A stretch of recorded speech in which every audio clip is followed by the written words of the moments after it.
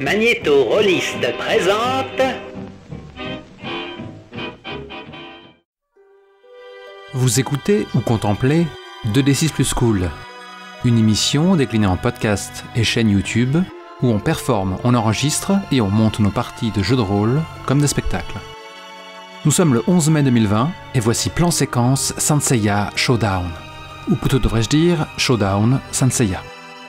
Black incarnera Bianca, chevaleresse d'argent de la colombe, et votre serviteur Volsung, celui d'Ephialtès, chevalier d'argent de la flèche. Un seul d'entre eux survivra, car Showdown, jeu sans meneur, émule un duel à mort. Cet actual play de fin de confinement a été joué dans le cadre de la Jam Brûle ton cosmos sur itch.io, lancé par l'inéluctable et incorrigible Airwick. L'idée d'une game jam, c'est essentiellement de réaliser un JDR sur un thème donné et sur une certaine durée, sans pour autant être un concours. On crée 2 concerts pour la beauté du geste. Celle-ci s'achèvera au 1er juin. Il n'est pas encore trop tard pour nous rejoindre. Bon visionnage ou bonne écoute. En un mot commençant, je vais tâcher de te tuer, sache-le, et de modifier tes souvenirs et tes convictions. Comment oses-tu ? Eh bien, je peux me permettre car j'ai le bon droit de mon côté. Ah bah super. Comme tu pourras le constater. Bien, nous allons déjà commencer le premier round. Nous allons miser donc une carte d'attaque face cachée. Et donc tu choisis une valeur. Donc en général, le jeu te suggère, si tu es plus inspiré par l'idée de faire un flashback, tu prends une carte faible. Si tu es plus inspiré à l'idée de décrire la scène de la baston, tu prends une carte haute. Yes. Nous avons posé nos cartes tous deux. Et dès l'instant où nous allons les dévoiler, ça va décider qui a l'avantage et qui a l'intuition. C'est parti. 6, 4. Je m'attendais à ce que tu privilégies le flashback. Moi aussi, c'est pourquoi j'ai pris le plus bas du plus bas. Ouais, même je voulais pas non plus gâcher une carte trop haute non plus. Donc maintenant, on les a perdus. Défaussons-les. Nous ne pourrons plus nous taper dessus avec. In the défausse. In the défausse. L'avantage est mien. L'intuition, Étienne. Donc je vais choisir un lieu d'affrontement. Où se terminera notre histoire. Ouais, où se termine notre histoire, exactement. Une musique lourde de menaces débute. On sent la gravité qui tombe sur nos épaules comme une chape de plomb. Nous, spectateurs, j'entends. Nous, personnages ne sont pas encore là. Pour ce qui est du décor, j'opte pour un décor aquatique, chippé au film de la Pomme d'Or. De la roche à perte de vue, la roche c'est un peu le matériau de base de Saint Seiya, et le marbre aussi. Des piliers usés par les ans, et pas mal de cascades d'eau, quoi. Il y a une certaine... malgré la musique oppressante, en temps normal, il y aurait une certaine quiétude, une certaine sérénité qui s'échappe de ce lieu. Qui sait, on y a peut-être des souvenirs, toi et moi. Et donc on a juste un petit travelling sur les cellulos impeccables à l'ancienne, non assisté par ordinateur, où t'as l'eau qui s'écoule sans discontinuer, comme ça. Quelques ombres portées qui font des belles formes, les piliers qui passent au premier plan, bel effet de parallaxe. Cette fois, la caméra nous montre un petit peu ce soleil éclatant qui nous vend du rêve. Mais pas un son, juste le vent. Et on entend des bruits de pas qui se répercutent. Et soudain, donc, t'as 2 jambes qui rentrent dans le champ, comme ça, qui font jaillir une gerbe d'écume. Et il y a un plan d'ensemble qui va de ses pieds jusqu'au visage de l'inconnu. Et on découvre, je vais le créditer pour plus de commodité, Ephialtès, le chevalier de l'argent de la flèche. Donc toujours pour ceux qui n'ont pas la couleur, faut imaginer qu'on prend Mime de Bennett Nash, un peu jeune, les cheveux un peu plus courts, et on l'aurait affublé de l'armure de Maya ou de Ptolémée, de la flèche. Donc armure bleue, cheveux blonds roux, yeux bleus, parce qu'on le sait bien, seuls les Asgardiens ont des yeux, des couleurs de rétine exotiques. Et bon, il a vraiment le style Bishonen, quoi. Mais il a un regard un petit peu perçant, il est concentré. Et je pense même qu'à l'instant où on le voit, on a un air un peu plus léger et classieux, car sa superbe l'accompagne, quoi. Et il dit pas un mot, il fronce les sourcils, puis d'un bond, il jaillit au sommet d'un pilier, puis d'un autre bond, il atteint un autre bassin, puis il court le long de colonnades. Et il est temps qu'il croise son adversaire. Tu vas mourir! Quelle violence. On voit la silhouette d'une jeune femme agenouillée près de l'un des bassins. Son masque pâle est posé à ses côtés alors qu'elle est agenouillée, manifestement en train de se rafraîchir le visage. La chaleur domine le sanctuaire en cet après-midi. Entendant les pas de l'approchant, Bianca, chevaleresse d'argent de la Colombe, se redresse, remet son masque et se lève. Ses longs cheveux blonds, si pâles qu'ils en semblent presque blancs, flottent au vent. Et c'est le visage inexpressif de son masque de métal qui regarde le chevalier approchant. Dès l'instant que tu t'es dressé, en fait, on te voit de dos. Et il y a à ce moment-là le vent qui se lève. Et tes cheveux comme ça passent au premier plan. Et moi justement je suis dans le fond comme ça. Il y a juste ma silhouette avec ma taille de guêpe et mes épaules de camionneur, hein, comme le design l'impose. Et un ange passe. Alors qu'on s'observe. Je pense que je suis légèrement en surplomb, parce que pourquoi pas. The higher ground. Je suis raide comme la justice en fait. La justice que j'incarne, rappelons-le. J'ai pas de posture de défense, etc. Ni les bras croisés. Moqueur, non. Je te regarde juste avec gravité, comme ça. Et il y a peut-être un plan sur mon poing qui est serré, ganté d'acier. On n'entend que le son du vent et le bruit de la petite chute d'eau entre les colonnades. Mais le silence crie du passé qui porte avec lui toutes ces menaces. C'est beau. Bon, il est temps que la première réplique se fasse entendre. Et avec elle... nos spectateurs pourront identifier le comédien de doublage comme on dit si bien, qui ont été attribués. C'est ici que cette histoire doit s'achever, Bianca. Il n'est pas encore trop tard pour changer d'avis, Ephialtès.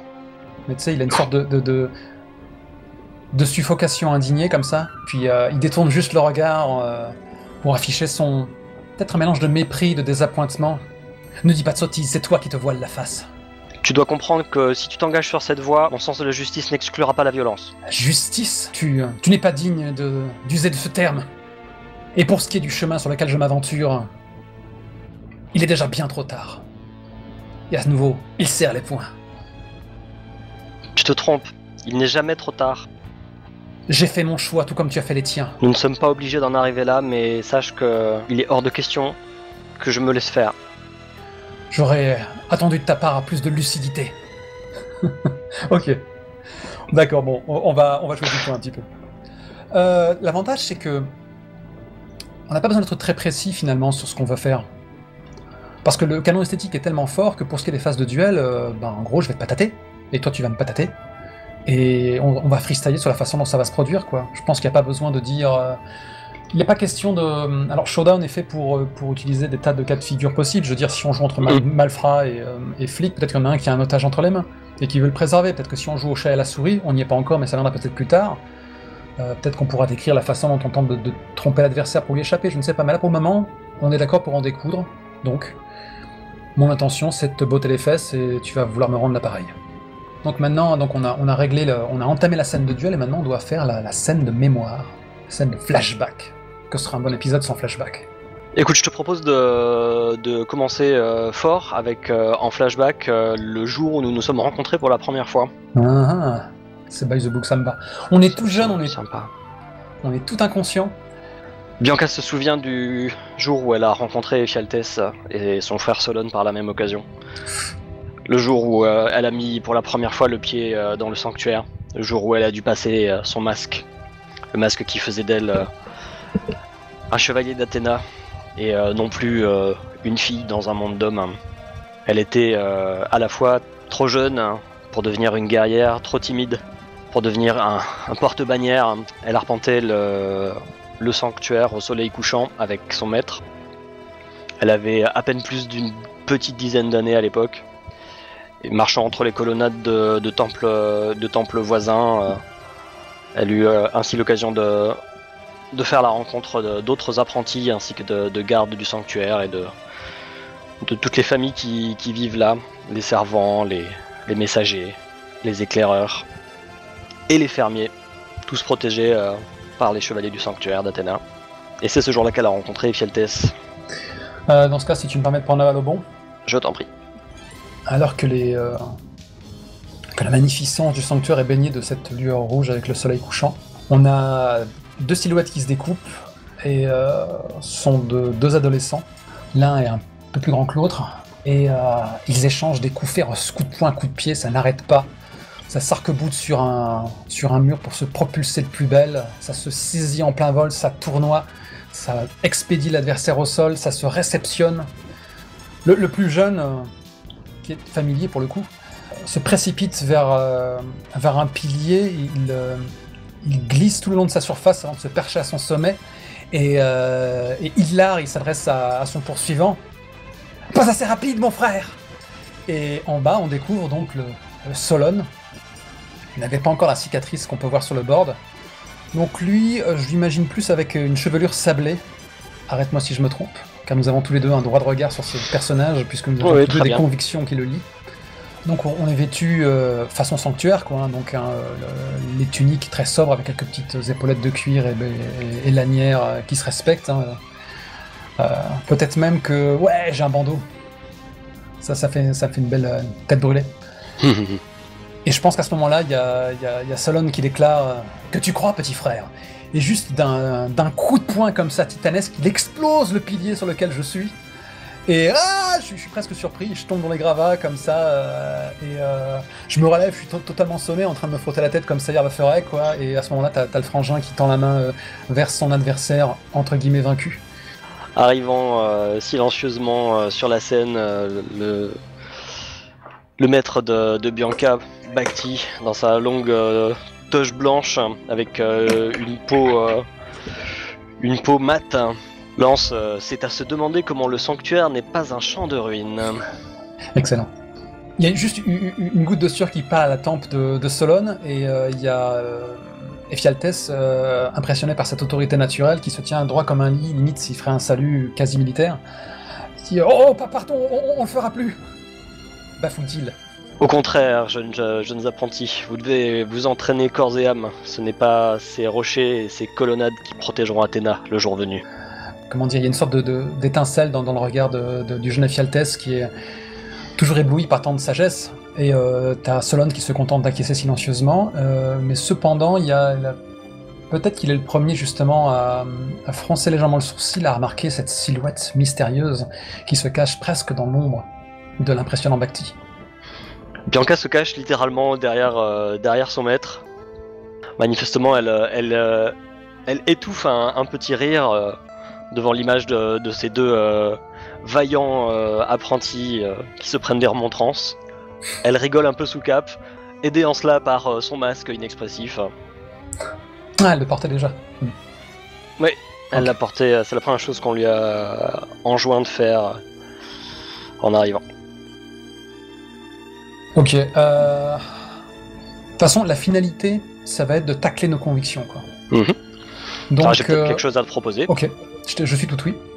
Apprenti Ephialtes et Solon, je venais voir votre mentor.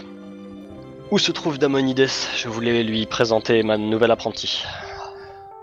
À ce moment-là, il y a Solon qui fait à nouveau un salut. Nous n'allons pas vous faire attendre. Veuillez me suivre, s'il vous plaît. Et il s'empresse avec une petite foulée de se précipiter le long d'un escalier. Car dans Senseiya, on monte des escaliers. Bhakti suit, mais en marchant. Et en fait, je pense que régulièrement, Solon va faire des petites haltes tout en gardant de l'avance. Par politesse, Ephialtes s'adapte à la foulée de Bhakti et de sa disciple. Et bon, on change un petit peu de décor. Je pense que bon, toujours avec cette teinte de rouge, ce soleil qui n'en finit plus de mourir. On commence un petit peu à s'élever dans les hauteurs, on s'arrête un peu l'espace d'un instant, t'as le vent à nouveau qui nous soulève, parce qu'après une telle chevelure, il faut quand même qu'on la fasse bouger. Et on observe un petit peu dans la vallée, peut-être les affrontements, on a une vue sur le Colisée, ou un duel semaine. Sur le hameau et les alentours du sanctuaire et tout ça, ouais. Exactement, et il y a, si jamais ni Bhakti ni Bianca n'ont brisé le silence, Ephialtes va avec toute l'inconscience de la jeunesse, va oser mettre les pieds dans le plat. Alors, Bhakti dit des choses à voix très basse à Bianca qui acquiesce, elle avale tout du regard.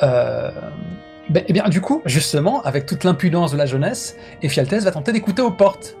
Et toc.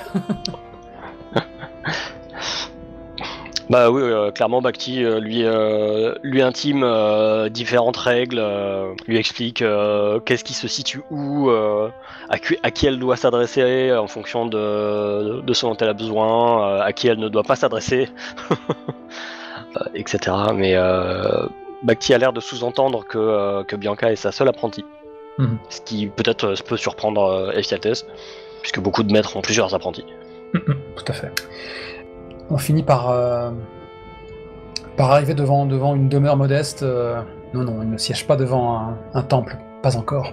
Donc on voit juste en bon petit soldat Solon comme ça qui se tient droit à côté de la 10 masure, quoi, porte entrouverte. On ne peut pas voir l'intérieur, il y a juste la pénombre. Le trio arrive sur les lieux, quoi. Le soleil est presque couché maintenant. Le soleil est presque couché maintenant, effectivement, et nous n'avons pas précisé à quelle époque se jouait la partie, mais nous n'avons pas besoin de le faire, parce que le sanctuaire, c'est cette petite boule à neige qui est hors du temps. On vit à l'ancienne. Probablement avant. Avant les époques qu'on a l'habitude de voir. Ouais, je trouve ça plus confortable aussi. Finalement, la silhouette apparaît dans l'encadrement de la porte, et apparaît un peu en pleine lumière. Il a une robe qui fait limite un peu ecclésiaste, assez sobre elle aussi. Toi tu es de blanc, donc ton café sera de rouge. Factuellement, il faut imaginer qu'il ressemble trait pour trait au premier chevalier du poisson dans Los Canvas, au sang toxique.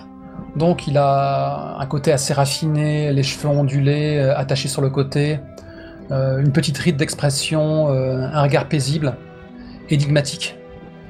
Le rouge de ses cheveux est au diapason de sa tunique.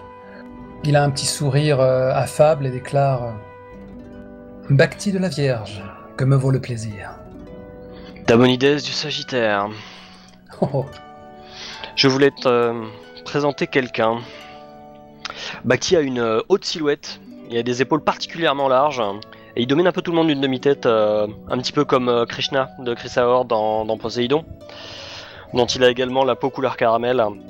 On sent que l'homme vient de loin. Damonides, je te présente Bianca, ma nouvelle apprentie. C'est elle qui vient remplacer Pietro. Et le regard de Bhakti se fait lourd sur son comparse. Ok, tu sais quoi? J'avais un visage de côté, je le caste instantanément. Hop, Pietro! Ah, dur, tu commences fort. Excellente idée. En même temps, on n'est pas là pour... comment est-ce qu'on dit? Enfiler des perles. On n'est pas là pour enfiler des perles. Encore que, ils en seraient capables et ce serait adorable, il y aurait des fanarts qui circuleraient. Ouais. Une ombre passe sur le visage de Damonides, puis baisse les yeux en direction de Bianca, affiche un sourire, c'est vraiment un sourire bienveillant, mais le regard est assez froid. Mes hommages, jeune Bianca. Tu es temps de latence, entre de bonnes mains. Bianca lève la tête vers son maître et regarde l'homme en rouge. Ses émotions sont masquées, mais elle baisse la tête d'un air de soumission, de déférence. Je m'en remets à votre bienveillance. Pendant ce temps, Ephialtes se passe la langue sur la lèvre inférieure. Il n'est pas aussi tête en l'air qu'il pourrait en avoir l'air. Il a parfaitement senti la tension, presque palpable, qui vient d'apparaître comme un éclair dans un ciel sans nuages entre les deux hommes. Je pense que là, on peut statuer très factuellement les enjeux. Est-ce que tu as envie de prouver que mon maître est un connard? On parle du pop quand même, du futur pop. C'est quoi ce spoil?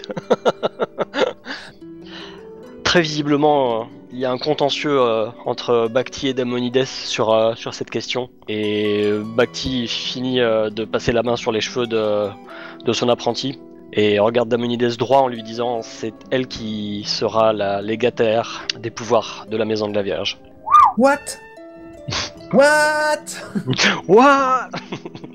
Mais là, t'es encore dans la fiction. Je ne sais pas ce que factuellement l'enjeu que tu espères remporter. Bien. Là, c'est narration disputée. Oui, narration disputée. C'est vrai que j'aurais dû cibler un enjeu un peu direct. Je voulais montrer un peu la tension qu'il y avait entre les deux camps avant même qu'ils se rencontrent. Peut-être moi seul connais la sagesse cachée derrière le masque. Ah, donc ton enjeu c'est Ouais, mon enjeu ce serait de faire un petit peu secouer ça.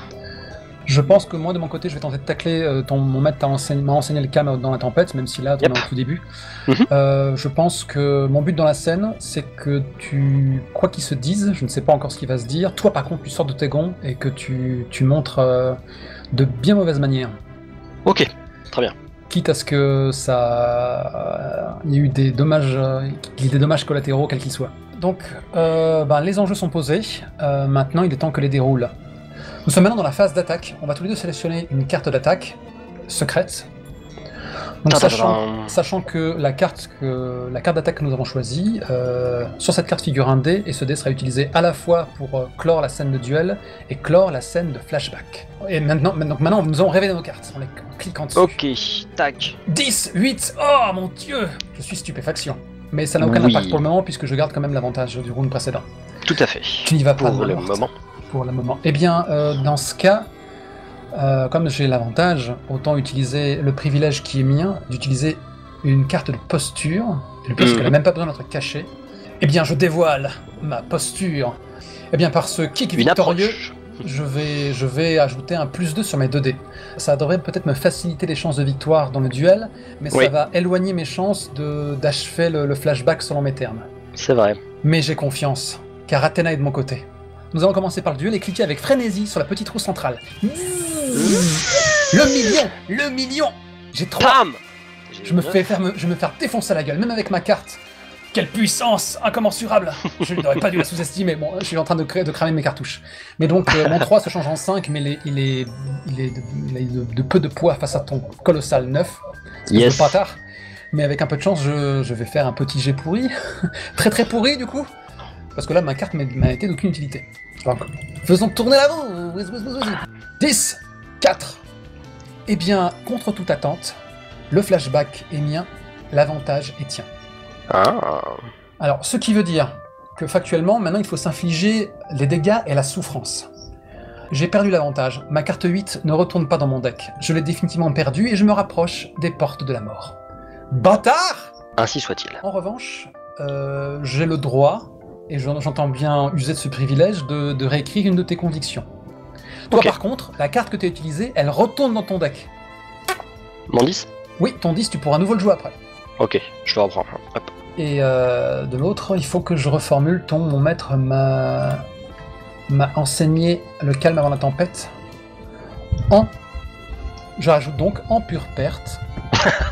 Mon maître a échoué à m'enseigner le calme dans la tempête. Attends, en pure perte, car je suis un volcan qui jamais ne dort. Ça te plaît? Intéressant. Je perds ma voix. J'aurais dû arrêter de gueuler pendant le...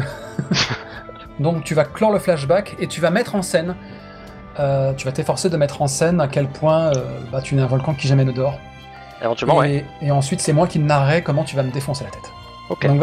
Est-ce que tu veux commencer par Ephialtes qui demande des éclaircissements ne comprenant pas la situation pour qu'on puisse faire de l'exposition ou...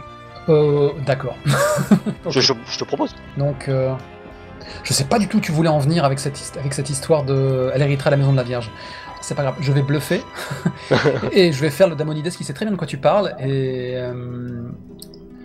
à ce moment-là, il pousse un soupir, les yeux clos, parce que un chevalier, ça ferme souvent les yeux aussi, pour augmenter sa classe intérieure. Il a juste une légère dénégation de la tête et déclare « La décision est tienne. J'aurais espéré que tu ne réitères pas une telle erreur. » Cette fois-ci, tu peux compter sur moi, mon apprenti restera en vie. Putain, t'es trop mystérieux. Et cette fois, il croise les bras en hochant la tête. Et comment comptes-tu t'y prendre cette fois? Il est difficile de dompter ces jeunes esprits impétueux. Et je pense qu'il a un petit sourire en direction de ces deux apprentis. De l'un, on ne sait pas en même temps, des deux frères, qui lui rendent son sourire avec beaucoup de malaise. Parce que la tension reste toujours palpable, et cette bienveillance sonne bizarrement comme une dissonance. Bianca sort de derrière son maître et elle plante ses 2 pieds dans le sol en serrant les poings du haut de son tout petit gabarit. Par la seule méthode qui vaille, la paix. Je pense qu'à ce moment-là, la lune brille, justement. C'est la lune qui nous éclaire désormais, quoi. Parfait. Alors le soleil a rendu les armes. Alors que cet inattendu duel rhétorique débute. Il a un petit sursaut amusé, et là vraiment il a un large sourire avec le... tu sais, le petit sourire en coin très Araki, tu vois, que Saga ou Milo n'auraient pas renié. Tout à fait, tout à fait. Et il a juste les yeux mi-clos avec un regard très doux dans sa direction et il fait La paix, jeune fille? C'est donc ainsi qu'on gagne les guerres? La paix est l'objectif final, mais on ne fait pas d'omelette sans casser des œufs. Et effectivement, il lâche un grand éclat de rire lumineux, contagieux même. Et il y a justement à ce moment-là, alors qu'il hoche la tête, sa cascade de cheveux qui ont doigt. Et les deux gosses, par contre, les deux ados, continuent de rester un petit peu de marbre, ne sachant s'ils doivent rire ou pleurer. Bacti ne lâche pas Damonides du regard et il lance. Elle est jeune et si sa toile est encore vierge, compte sur moi pour lui apporter toutes les couleurs nécessaires à sa formation. La belle image. J'ai pas dit je n'en attendais pas moins de toi. T'as pas déjà dit cette réplique à un moment? Parce que là, c'est vraiment des phrases à cocher. Hein. Le bingo Senseiya, tu sais. Oh, je n'en doute pas, camarade. On voit Bianca qui semble fulminer jusqu'à Mais- ce que Bacti lui pose la main sur l'épaule. Mais veille à ce que le pinceau ne soit pas trop ferme et à ne pas la dénaturer. Bacti hoche la tête d'un air entendu. Bon, bah, arrive un moment, va falloir qu'on qu'on achète cette scène parce que pour le moment, on a l'air tellement de faire peser on fait monter la pression, mais visiblement, je pense pas que les vérités vont être annoncées dans cette scène. Si tu veux, ce qu'on peut faire, c'est que Damonides et Solon quittent la scène pendant que Ephialtes nous ramène et que Bianca parle trop.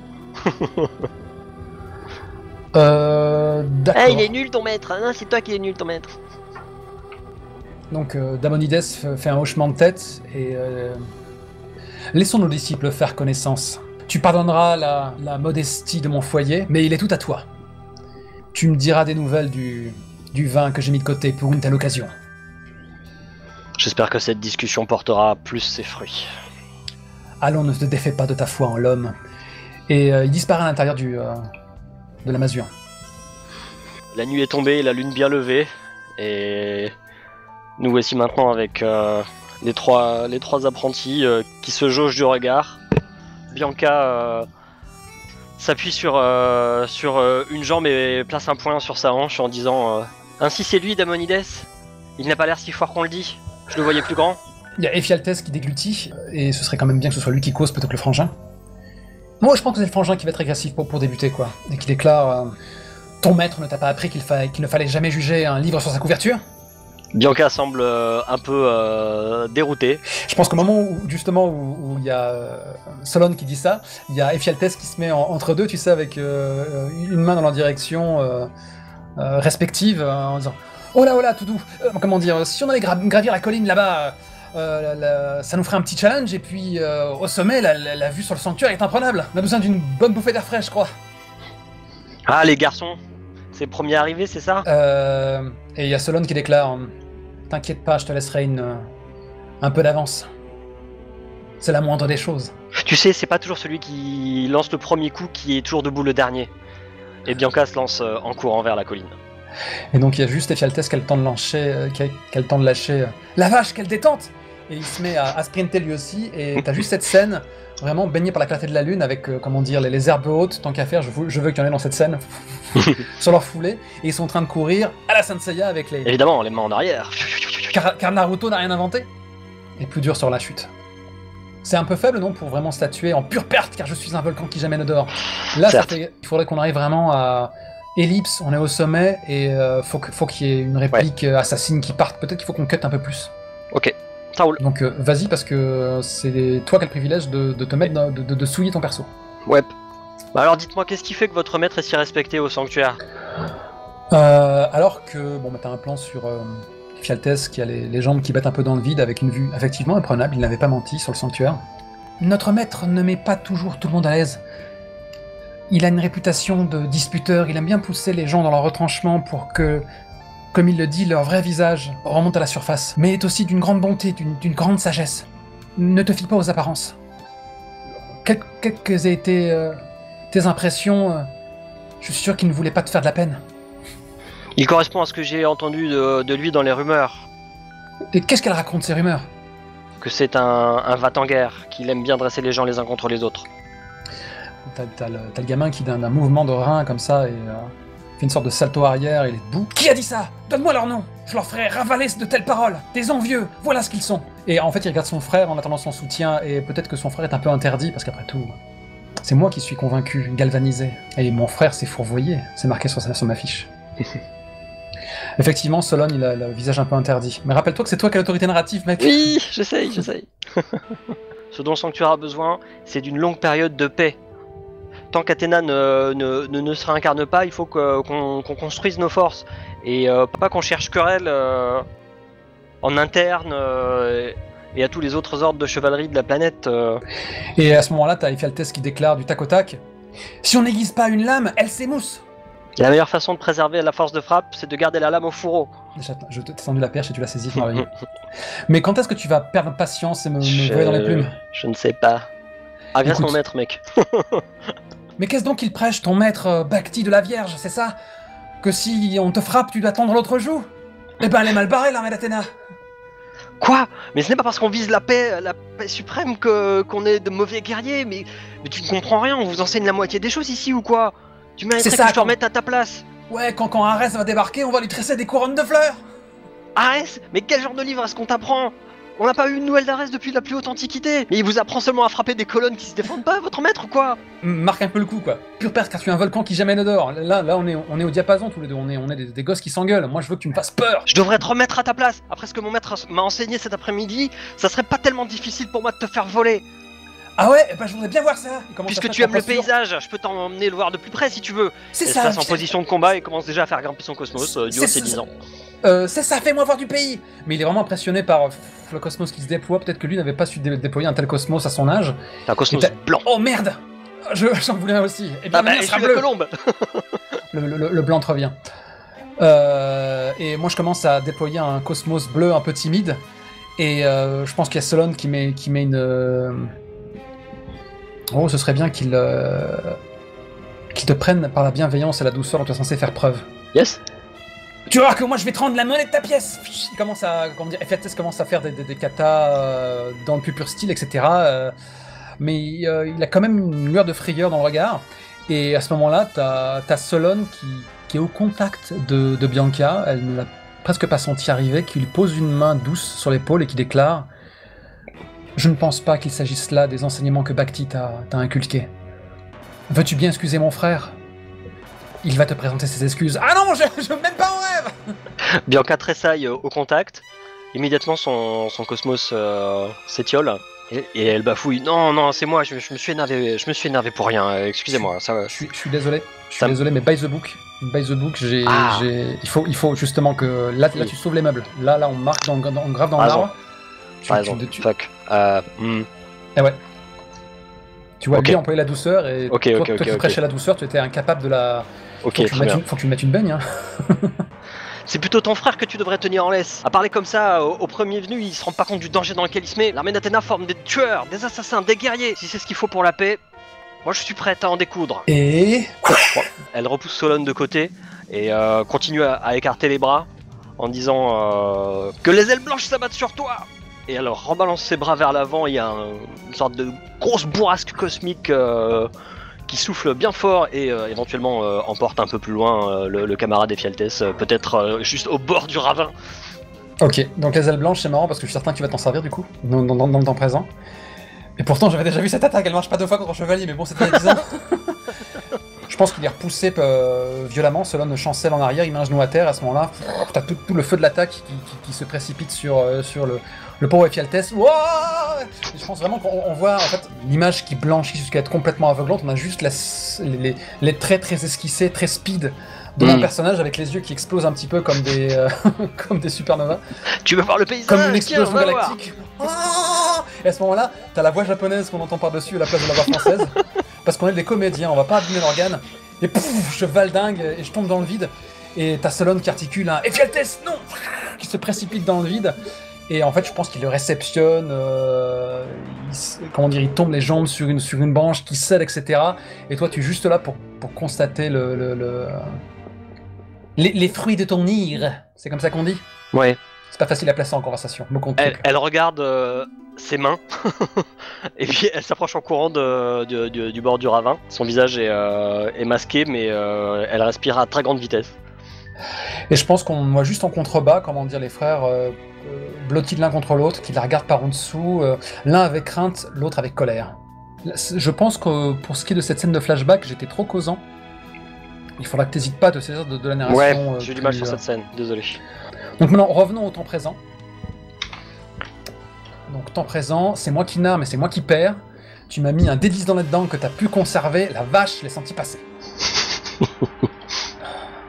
Ou alors peut-être que c'est les dégâts, ça correspond plutôt au D8 que j'ai perdu. C'est peut-être plus ça en fait. En quelque sorte, ouais. Ouais, c'est peut-être ça. Du coup, je déclare ta cause n'est qu'un tas de mensonges. Et toutes ces belles paroles dans ta bouche sonnent faux. As-tu déjà oublié comment tu as ôté le gant la première par le passé? J'étais une enfant et vous le méritiez bien. Et bien maintenant, c'est en tant qu'adulte que tu dois assumer tes actes.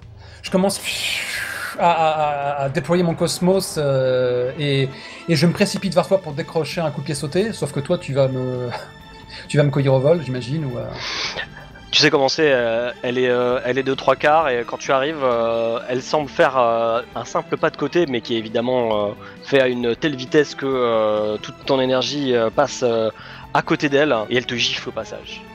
Ah, le beach slap à déduite. Je m'écrase comme un météore, t'as la gerbe d'eau, les débris de roche, etc. Je t'ai raté. Au passage, elle t'a mis une gifle à stricte fin de t'humilier.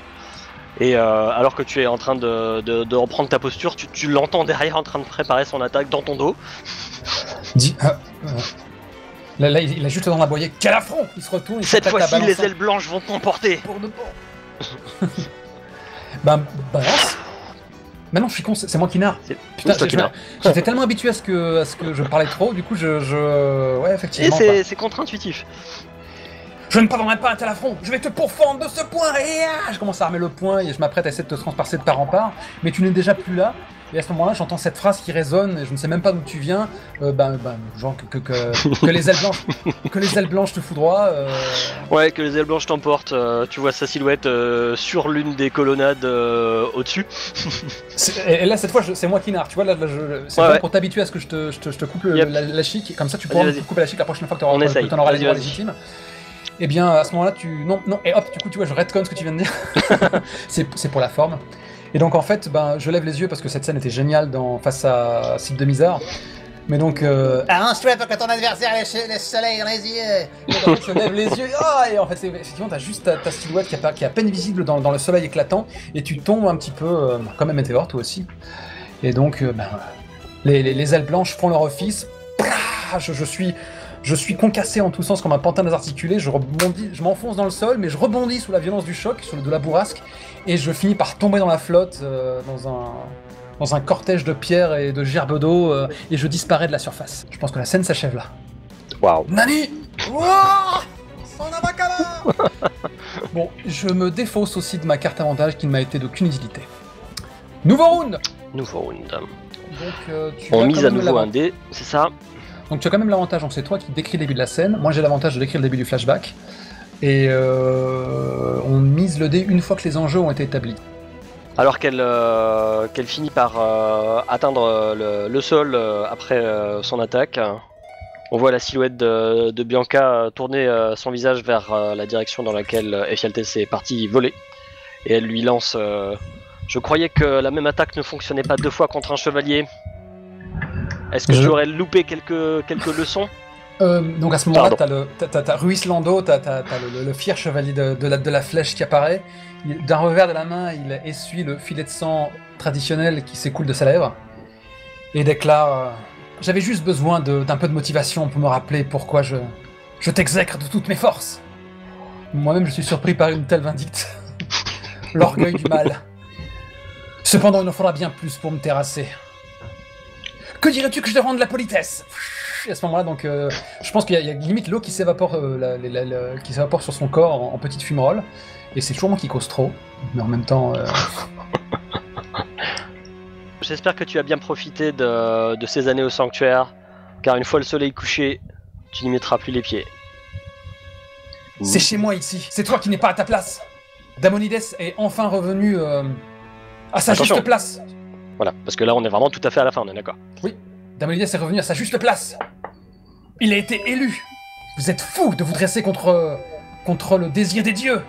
Le sanctuaire mérite mieux qu'un tyran, un désaxé comme ton maître.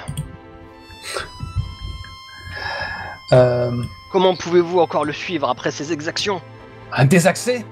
Ces mots-là ont été crachés par des jaloux, des êtres obtus, gargarisés par leur propre importance. Ils tentent en pure perte de désavouer ce visionnaire qui est devenu grand pop devant les dieux. Et... Sur un monceau de cadavres et d'exilés. Veux-tu que nous reparlions ensemble de la purge? Ou est-ce qu'à toi aussi, il a lavé le cerveau?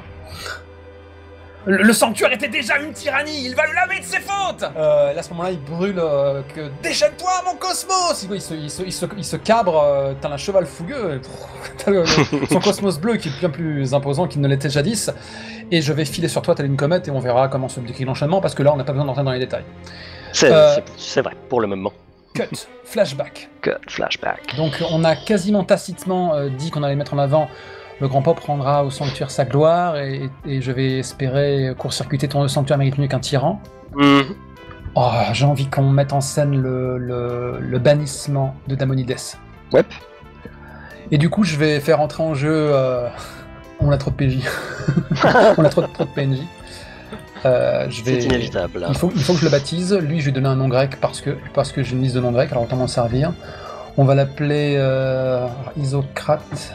Démocritos, Xénophon, Timodeus, Thésias. Hein, Timodeus, ça sonne bien, non? Allez, Timodeus. Timodeus le sagace. Comment où es-tu, Timodeus? Montre-toi, ma chaîne sera te déceler. Elle est piquante et pointue. Bah, c'est un peu comme le bouclier du dragon, quoi. C'est le premier à casser. On appelle ça le Wurf Effect. Ne sus que si l'on s'en sert. Timodeus du Verseau. Le grand peuple Timodeus? C'est ça? Non, t'as vu comme il fait jeune? Il était envoyé comme un bourreau exécuteur. Donc, je le mets par-dessus Pietro, parce que Pietro, c'est de la viande froide. Hein. C'est moi qui cadre le début de cette scène, donc je vais choisir parmi les vignettes prévues à cet effet. Donc la scène débute on a recyclé les cellulos du jardin où Abel et Athéna observent les deux papillons. Sauf que dire ça, c'est connoté quand on connaît des proches. Et donc effectivement, il y a un parterre de fleurs qui semble s'étendre à perte de vue, c'est magnifique. T'as les petits cucus des oiseaux, et derrière t'as des colonnes blanches qui forment une sorte d'aqueduc, parce que, je veux dire, les colonnes, quoi, faut les placer. Et t'as un cortège de montagnes qui est un peu visible dans le lointain. Il y a plusieurs plans de cellulo, hein, pour des faux effets de profondeur. Et donc à ce moment-là, je pense que tu as des petits flocons de neige qui apparaissent au premier plan, tu vois, et on a juste un petit peu de la glace formée comme ça, avec naturellement la lumière qui suit une sorte de courbe. Ouais, sous un soleil radieux. Sous un soleil radieux, toujours lui. Et à ce moment-là, tu as Damonides, qui est toujours dans sa toge rouge, qui retombe, le corps couvert de givre, face contre terre, c'est parce que c'est comme ça qu'on chute. Et qui laisse une sorte de traînée qui fauche les fleurs sur son passage. Parce que c'est beau. En une très belle métaphore. Voilà. Oui, mais on m'a fait souvent remarquer que j'avais des très belles formules, sauf que c'était toujours accidentel. Dis, oh mais en fait, quand t'as pensé à cette réplique, tu pensais au langage caché? Bah oui, bien sûr. Évidemment. Voilà. Et donc à ce moment-là, par contre, en closse, tu as... Ouais, je lâche le mot closse, on ne plaisante plus. Tu as Ephialtès dans son closse de la flèche, qui fait peut-être un peu plus jeune, mais vraiment un poil, hein, je veux dire, qui tente de faire un rempart de son frêle corps entre son maître et son bourreau. Et là, comme ça, les poings levés, il déclare « Ne faites pas un plat de plus, ou il vous en cuira !» Et naturellement, il est en panique, hein, parce qu'en face de lui, il y a un putain de Gold Saint. Effectivement, t'as Timodeus qui est là, en armure du Verseau, etc., avec donc sa cascade il a vraiment une grosse masse capillaire avec une mèche que de Albéric n'aurait point renié. D'ailleurs, on va lui faire les cheveux roses. Bien sûr. C'est pas Albéric. Et bon, pour le reste du closs, vous pourrez googler l'armure du Verseau si vous savez pas à quoi elle ressemble. Et donc il a les yeux très pâles. Et à ce moment-là, il déclare ne t'inquiète pas, jeune disciple. Je ne suis pas là pour ôter la vie de ton maître. Juste le remettre à sa place. Et Ephialtes de répondre « C'est trop facile, il ne porte pas son armure !» Merde, qu'est-ce qu'il pourrait répondre à ça? Parce que c'est vrai que c'est pas très réglo. C'est un châtiment, pas une formalité. Oh, joli. Bah, écoute, tu places cette phrase dans sa bouche. Je m'apprêtais à dire Synaxa pour te faire plaisir et il se défait son armure, tu vois. Ah non, pas ce jour-là. Ok. Un petit côté Shura, je vois. Bah oui, autant qu'à faire, on y est. Ou un petit côté Camus aussi, qui n'était pas un très bon pédagogue, rappelons-le. Et On est presque d'accord, je vais donc t'éliminer. Ok. Au. Dieu et son âme, littéralement. Pouf. Mais quel crime a-t-il commis pour être traité de la sorte? Lui, le plus voilà. vertueux et le plus incompris d'entre tous. Mince. Ah. Tu me prends de court. Ok, façon, alors, revoyons tout ça. De toute façon, tu balances une réplique pour poser les enjeux ensuite. Et faut... Allez, disons, mais c'est surtout que... Qu'est-ce qu'elle fait là, du coup? Bah, t'observes. T'es derrière un pilier. Ou sinon, il y a plus de témoins que ça. Ça me va, vas-y. De toute façon, on a montré juste des gros plans. Tu peux rajouter... on rajoute la foule, tu sais. Ils sont en une seule couleur et t'as un œil qui est à peine esquissé. De toute façon, je sais tes matchs. Ouais, il y a une bonne vingtaine de personnes qui sont plus ou moins présentes pour assister à cette scène surprenante d'un chevalier d'or qui s'en prend à quelqu'un. D'une manière générale, dans l'enceinte du sanctuaire, c'est quand même pas très courant. Donc bien sûr, les éternels gardes et tout ça, les apprentis, mais aussi des chevaliers confirmés, qu'ils soient en armure ou pas. Manifestement, le châtiment a été conçu pour être public. Le peuple est un con, je l'avais dit. Putain, la vache. Et donc Bianca est sur place et assiste à la scène. Alors, avant d'aller plus loin et pour avoir souci d'efficacité, parce que c'est pas le premier jeu où justement le premier round est bien plus long que le reste. Oui. Ça avait été le cas pour Final Girl. On a fait toute une séance sur la première scène. Je propose qu'on pose les enjeux tout de suite pour ce qui est de ce flashback. Alors, moi de mon côté, c'est le grand pop rendra au sanctuaire sa gloire. Et le sanctuaire mérite mieux qu'un tyran. Je veux dire, il y a rien à édicter. Au final, il n'y a même pas besoin de donner nos intentions. Je veux dire, je pense qu'on peut se dédouaner de ça. On sait les convictions qu'on veut tacler. Les dés diront comment ça se passe. Ok. Bon, allons-y. Il est temps maintenant que nous nous intéressions à la partie ludique. Oh, là, je me sens tout nu là, avec une carte en moins, ça fait beaucoup. Il y en a que 5 après tout. Dévoile ta carte, Vermine. Bim. Je m'y attendais. Moi aussi. 10 contre 10. Du coup, comme tu as le upper hand, que tu as donc l'avantage, tu peux décider de cramer une de tes cartes de stances. Et si tu ne le fais pas, je le ferai. Tout à fait. Bon. Absolument, je claque une carte de posture, celle-ci, qui me permet de mettre plus 1 sur un dé de mon choix et moins 1 sur l'autre. Après avoir tiré, elle est classe cette carte. Je l'aime bien. Bon, bah c'est parti, on va lancer les dés. Eh bien, je propose de régler le duel d'abord, donc on fait tourner la petite roue. Oui. 4, 10 pour moi. Aïe, Je aïe, vais aïe. t'éclater ta gueule. Et conserver ma carte. Et donc pour le flashback, plus bas possible. 3, 6. Il était défense.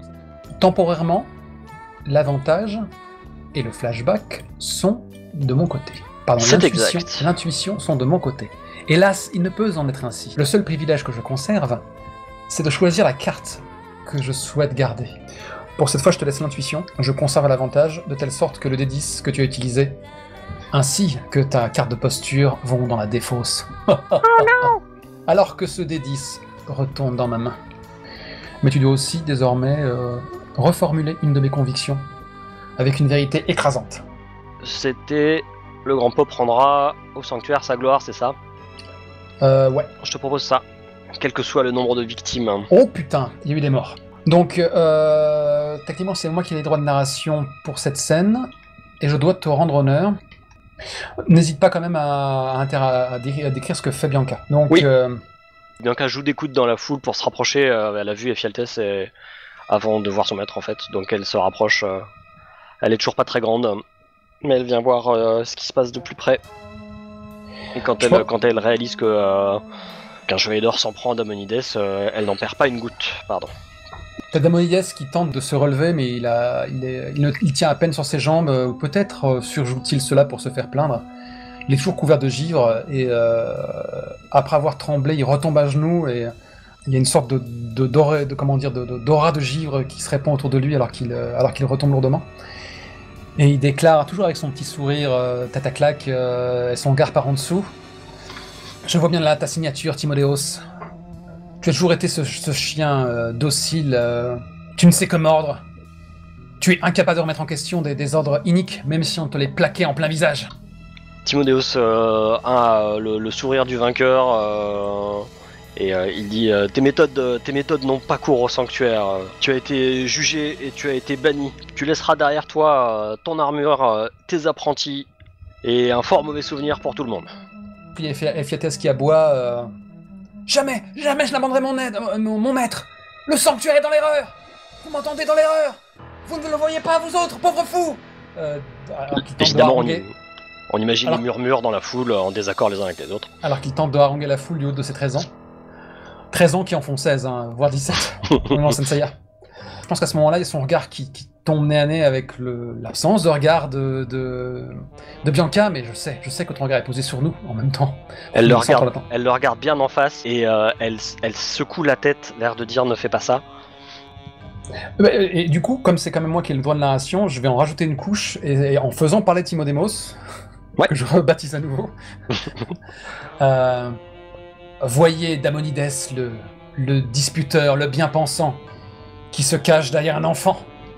Là est ta propre signature, Damonides. Et t'as Damonides qui déclare tu aboies toujours, mais je respecterai la loi. Jamais je n'oserais me dresser contre elle. Gardez donc l'armure du sanctuaire, si vous trouvez quelqu'un d'assez digne pour la porter. Et il a juste un regard, sans plus de commentaires, à l'intention de son apprenti et murmure Ephialtès, la décision est tienne. C'est tout vu, je reste avec vous. Je n'ai plus rien à faire ici, plus rien à apprendre. Je te propose que Timodemos dise Ephialtès, chevalier d'argent de la flèche, ta mission est au sanctuaire. Tu n'as obtenu aucune autorisation de sortie. Cette sanction ne s'applique pas à toi et tu resteras ici, même par la force. Il s'exclame tout simplement jamais. Ton devoir est envers le sanctuaire, pas envers cet homme. Mon devoir est envers Athéna. Le sanctuaire se fourvoie. Bon, je vois bien Timotheus dire saisissez-le et un paquet de no-name. Non, j'ai mieux que ça. J'ai mieux que ça. La narration est mienne. Timotheus commence à faire le kata du tonnerre de l'aube. Après tout. Et déclare si tu t'ériges en ennemi du sanctuaire, qu'il en soit ainsi. Et à ce moment-là, t'as Ephialtès qui se met en position de combat alors que Timotheus achève son kata. Que fait Bianca ? Bianca elle est sur le point d'intervenir.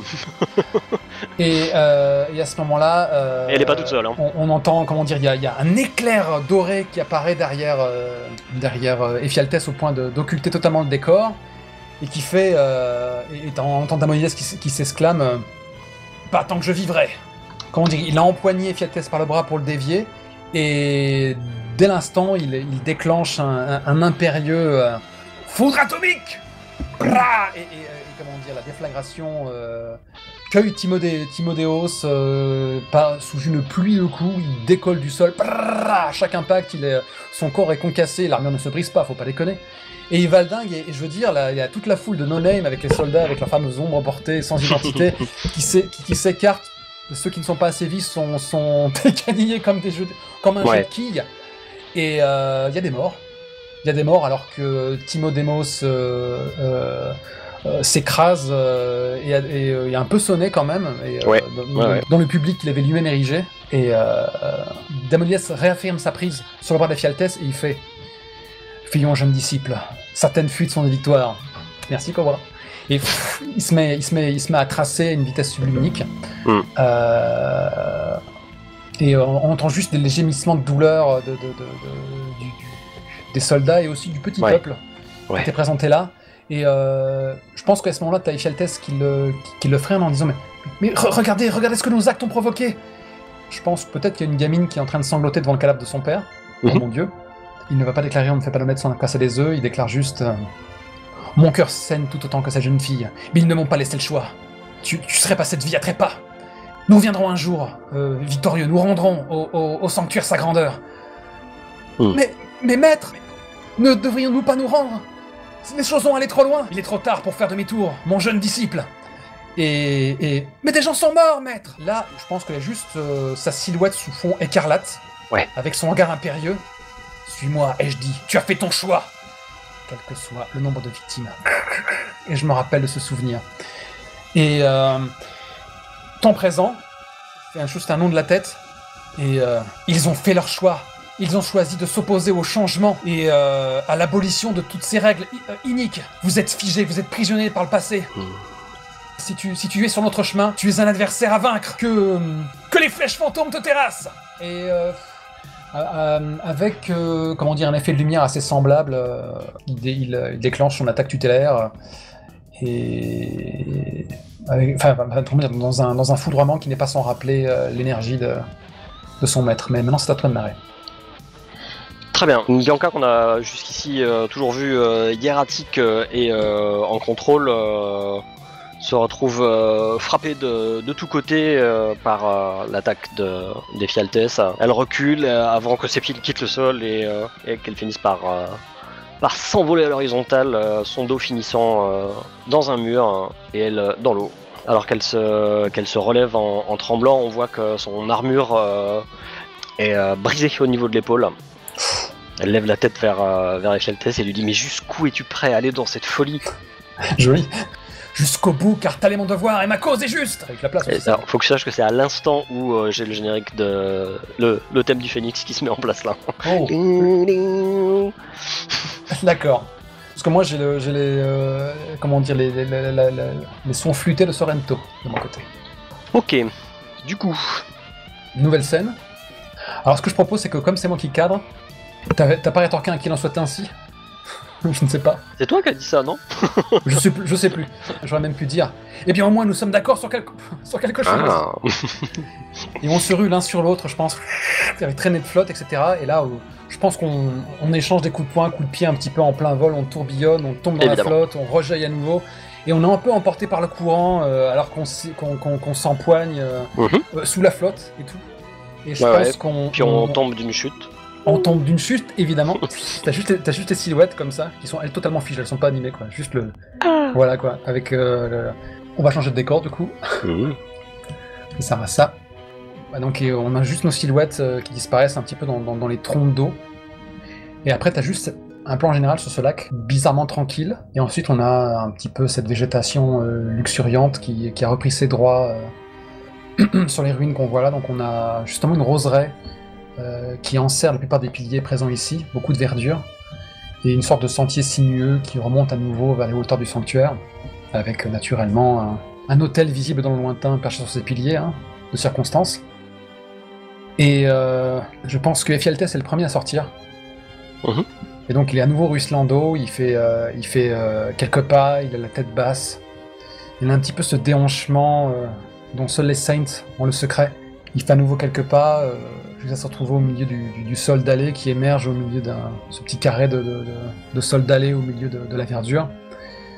Et il se retourne lentement et il se met en position de combat sans ciller, avec un regard assez fulgurant et la mâchoire serrée.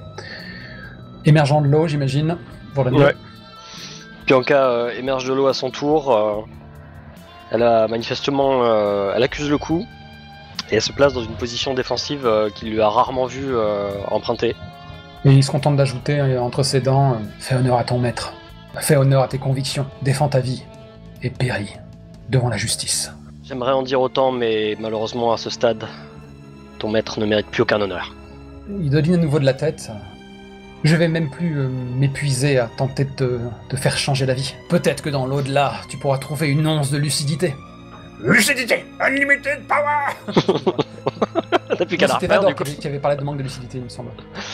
Ouais. De toute façon, ce jeu est fait pour faire du duel de Jedi aussi. Et là, je pense qu'on peut... Voilà, on n'a pas besoin d'en dire plus. Je veux dire, je vais te patater la tête, tu vas me patater la tête, et la façon dont ça va se faire, les dés en décideront. Ce qui est plus important, ce qui est plus intéressant, c'est le flashback. Et du coup, la conviction que tu veux tacler. Il y en a une belle, là, il serait temps. Tu parles de celle avec ton frangin? Ah ouais, faut savoir ce qu'il est devenu, lui. Ok, très bien. Alors que le soleil frappe tel un marteau sur l'enclume du sanctuaire, et Ephialtes constate que son frère n'est pas à l'heure de la leçon qu'il devait lui donner, et n'ayant pas envie d'attendre, part vers leur masure commune pour voir si par hasard il se serait pas endormi. Il monte sur son petit chemin de berger le long d'un angle difficile de la montagne et il a la surprise de voir la silhouette de Bianca chez lui avec son frère. Sapristi. Sacrebleu. Il a vite fait de se cacher derrière un pilier, tant qu'à faire, hein. Il n'y a que ça par ici. On constate assez vite, bien que Bianca soit de dos, qu'elle a son masque à la main. Dans ce cas, il a vraiment les yeux exorbités. Il connaît les lois du sanctuaire et il comprend ce que ça signifie. Qu'est-ce que tu me caches, Solon? Et donc, en fait, il va tâcher d'approcher pour épier un peu les deux jeunes disciples. Il finit par trouver un angle favorable pour observer la scène.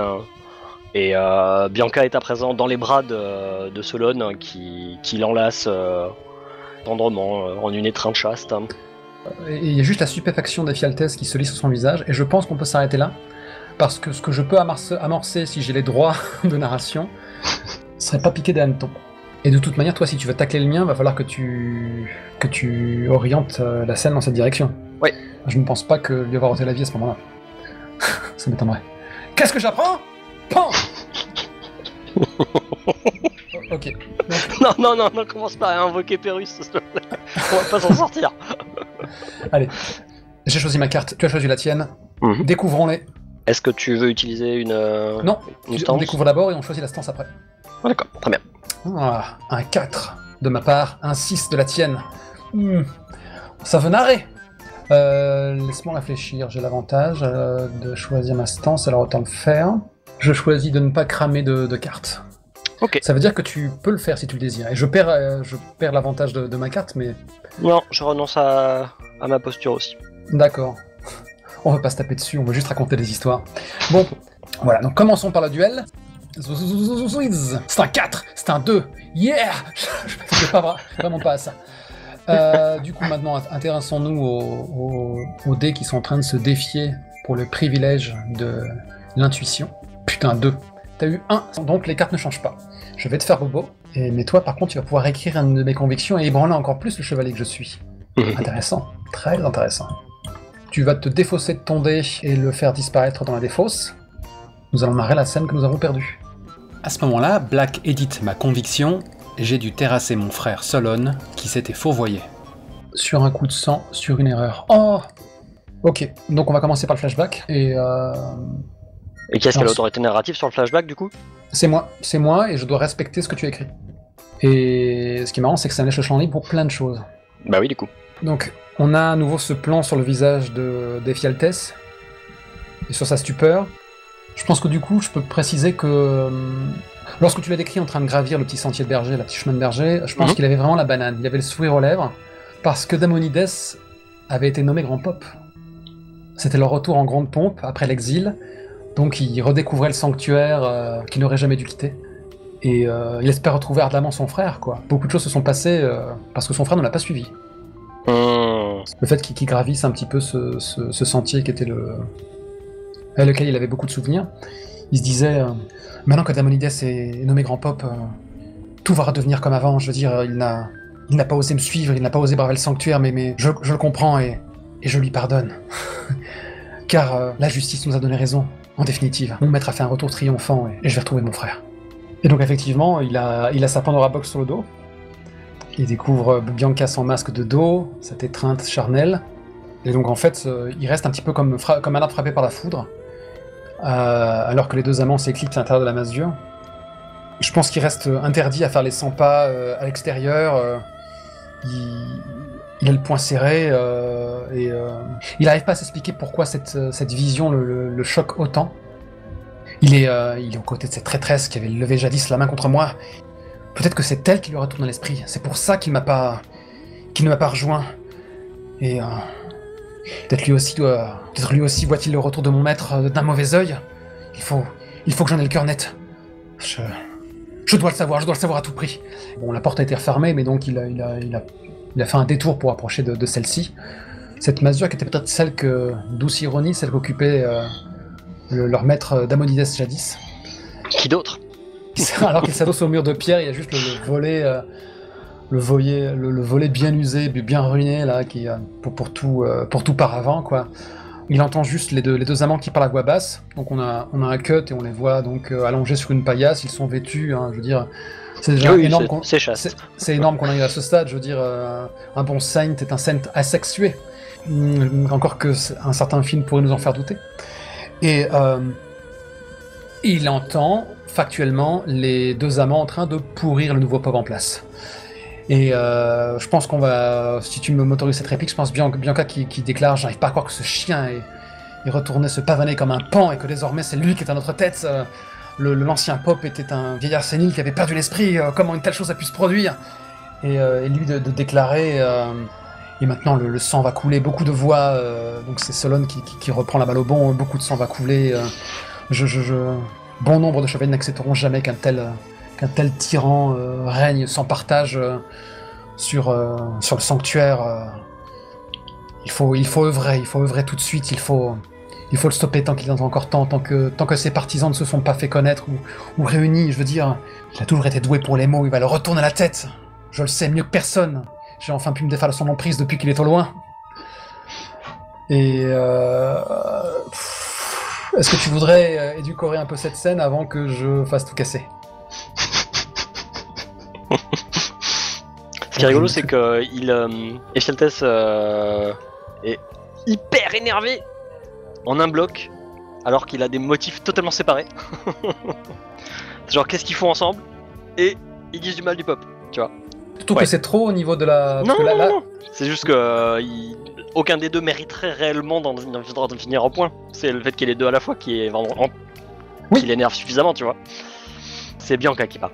Avec Damonides revenu en position de contrôle du sanctuaire, la paix est plus que jamais menacée et je suis abattu de voir tous les efforts que mon maître a fait et moi à sa suite.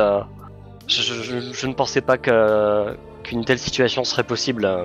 Est-ce que tu serais prêt à aller au bout de cette situation, Solon ? C'est à moi ou à toi de répondre ? Comme tu veux. C'est toi qui a le privilège narratif, tu me dis si tu me le laisses. Ah, oui, c'est vrai que c'est moi qui ai le privilège narratif. Avons-nous seulement le choix ? Bianca, je te le demande. Tu sais qu'au plus profond de moi, je n'aime pas me battre. Mais tu as vu ce qui s'est passé le jour où il a été banni du sanctuaire ? Il doit avoir la vengeance au cœur maintenant. Vous lui prêtez de mauvaises intentions. Grave. De toute manière, il est temps que cette porte vole en éclats, non ? Tu crois pas ? Je ne sais pas, je ne sais plus. Je veux dire, il est imprévisible. Il a toujours été imprévisible. Et j'imagine que mon frère a dû revenir au sanctuaire lui aussi. Que se passera-t-il quand il croisera notre route ? Qu'est-ce qu'on va lui dire ?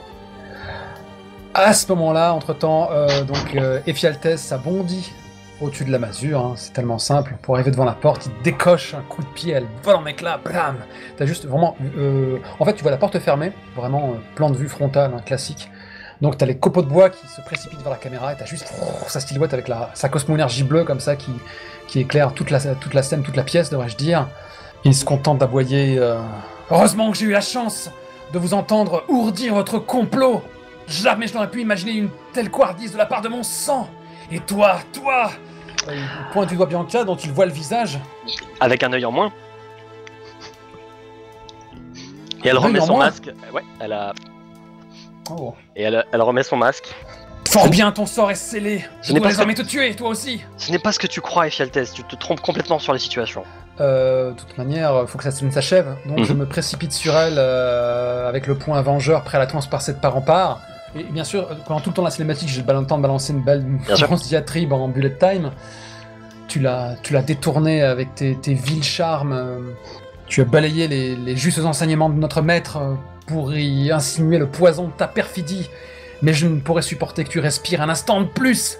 Que ta vie s'achève. Et donc, je me précipite sur elle pour la transpercer de part en part, sauf que... sans mot dire, peut-être juste avec un timide... Ephialtes, non! Mon frère, non! Non! Mon frère, non! Solon, sans son cloche d'Orion, dont on n'aura jamais vu pareil, se met en travers et est transpercé de part en part, il transperce le cœur, parce que des fois, on peut déchirer la poitrine d'un chevalier comme s'il était fait de papier. Pluie de sang, Parce que des fois, Senseiya, c'est aussi très sanglant. Oula, c'est à moi d'achever la scène en même temps. Une réaction, Bianca?